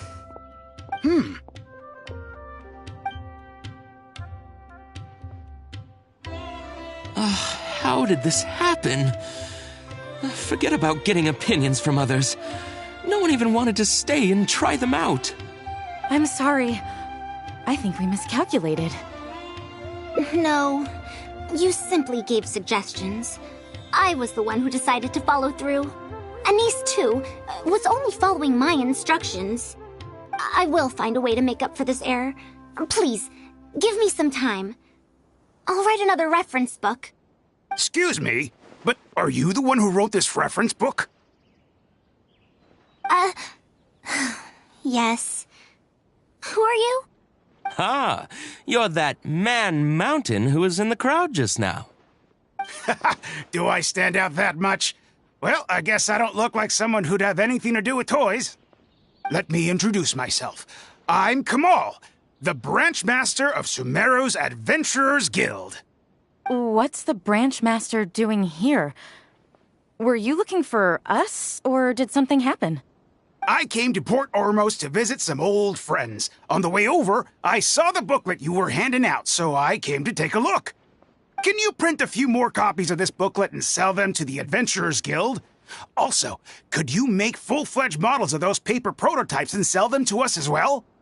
What does the Adventurers Guild want with these toys? You may see them as toys, but to adventurers who need to deal with all sorts of machines and contraptions within ancient ruins, this booklet is a true treasure. We have many members who can't read, so books are of little use to them. What they know of handling mechanisms has been learned solely through word of mouth. Even if the academia granted public access to all their books, there are people who can't use them. Ah, and our booklet is practically all pictures. Well, it is designed for children. It might be a bit too difficult for children, but it's perfect for adventurers. Also, those paper strips, you called them paper prototypes? If you can make wooden versions for demonstration purposes, even the most illiterate person would be able to follow along and understand. If we can supply a model set for each branch, and if each adventurer carries a booklet with them, then ruin exploration will become much safer. You really think so? I mean, yes. I always knew it. Knowledge will always be needed, one way or another. Making models of contraptions for the Adventurers Guild? To be honest, that sounds like a good avenue to explore to me. We'll probably have to send in a separate application, but it shouldn't be an issue. After all, this concerns safety during the exploration of ruins. It's a problem that the academia is actually trying to address as well. Then let's cut to the chase and discuss the details of our first order. The amount we're offering to pay in advance is this much.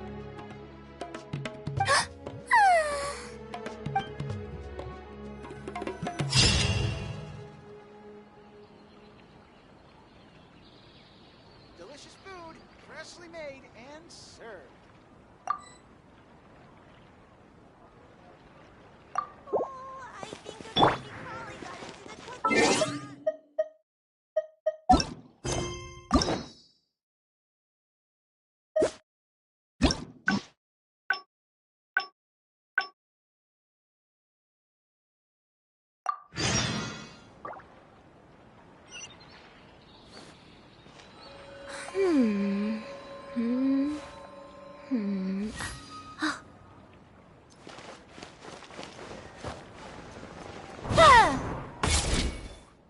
I'll be going then.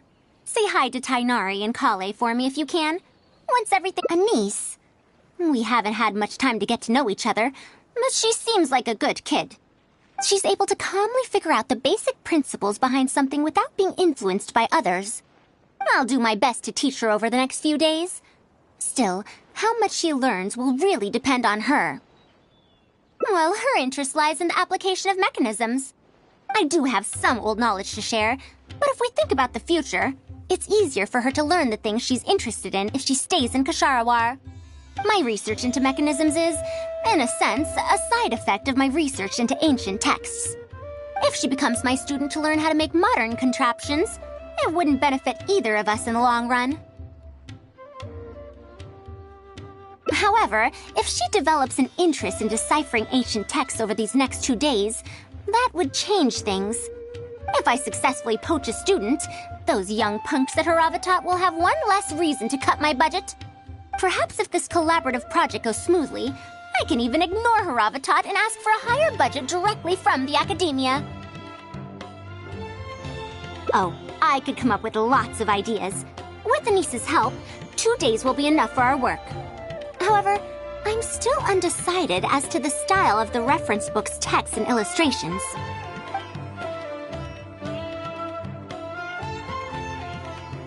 You're right. If no one understands the reference book, it doesn't matter how detailed it is. It's better to make it simpler and fun so that children will be interested in the subject. It'll also make it easier for me to recruit students in the long run. Thank you. I'll take your opinion into account. See you in 2 days.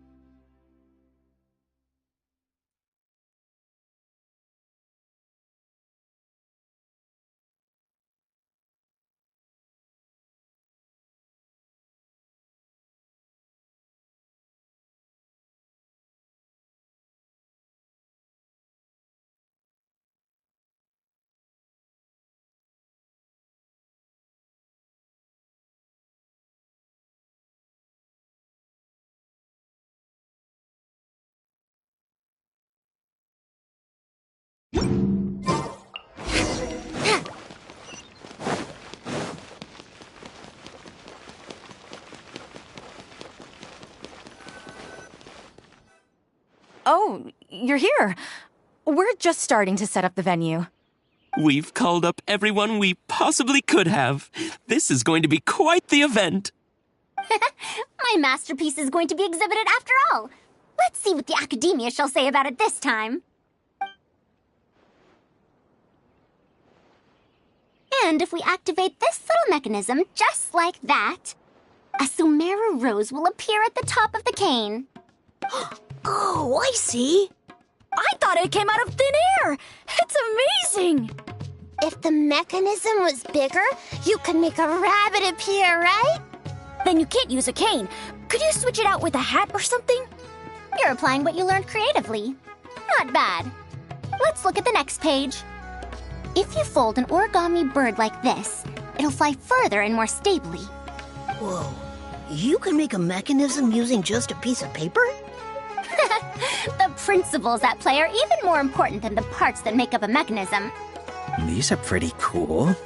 I'm tempted to try them out. I'm not that interested in toys, but if they'll be beneficial for children's development... Everyone, we have paper prototypes and craft materials that you can use to make your own toys. Come try them out. This is such a well-prepared event. I'll give it a go. But we want to play too! It's fine. We have a lot of paper prototypes and craft materials. All feedback is also welcomed.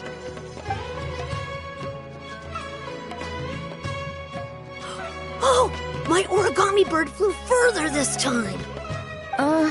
Professor Faruzan, how can I make mine fly further? Just madam will do. Maybe in the future, you may indeed get the chance to call me Professor. You may wish to pay attention to these few details. Here, for example. All right, try it again. Wow! It really did fly farther! Madam Faruzan, will we learn origami at the Academia? Of course you will. If you become a researcher, you can explore any field you like to your heart's content. In the future, if you want, you can even become one of my students. But Mom and Dad said that there are 6 Darshans in the Academia. Wait, was it 7? Which Darshan teaches about mechanisms in origami? Well, in this case, it wouldn't be Haravatat. I know. We need to choose Kasharawar. Huh? I want to attend Kasharawar in the future and fold even better origami birds. I want to make even more awesome mechanisms! Actually, the other Darshans do have their own specialties, too. For example, Haravatat specializes in... Pay attention, children. Children? How did this happen? What if we end up in a Darshan we don't like? Does that mean that we won't get to learn about the things we do like? No, that won't happen. Take me, for example. I'm a researcher from Haravatat, but I research mechanisms. See? The only person able to restrict your curiosity as a researcher is you. Do you understand what I'm saying? Not really. Huh. It's all right. You still have a long road ahead of you. Now, do you want to learn about some other machines? Let me tell you a story about pressure-based mechanisms and elemental monuments.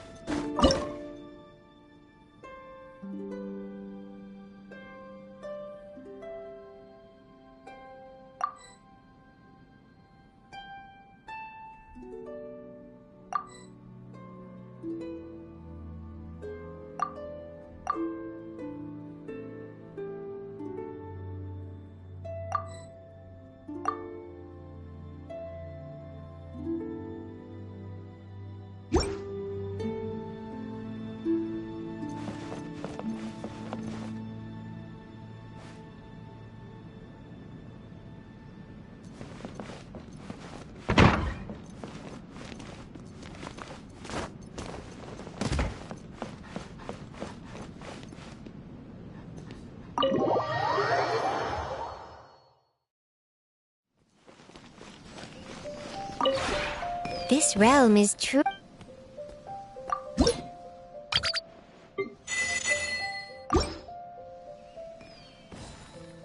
If you ever have...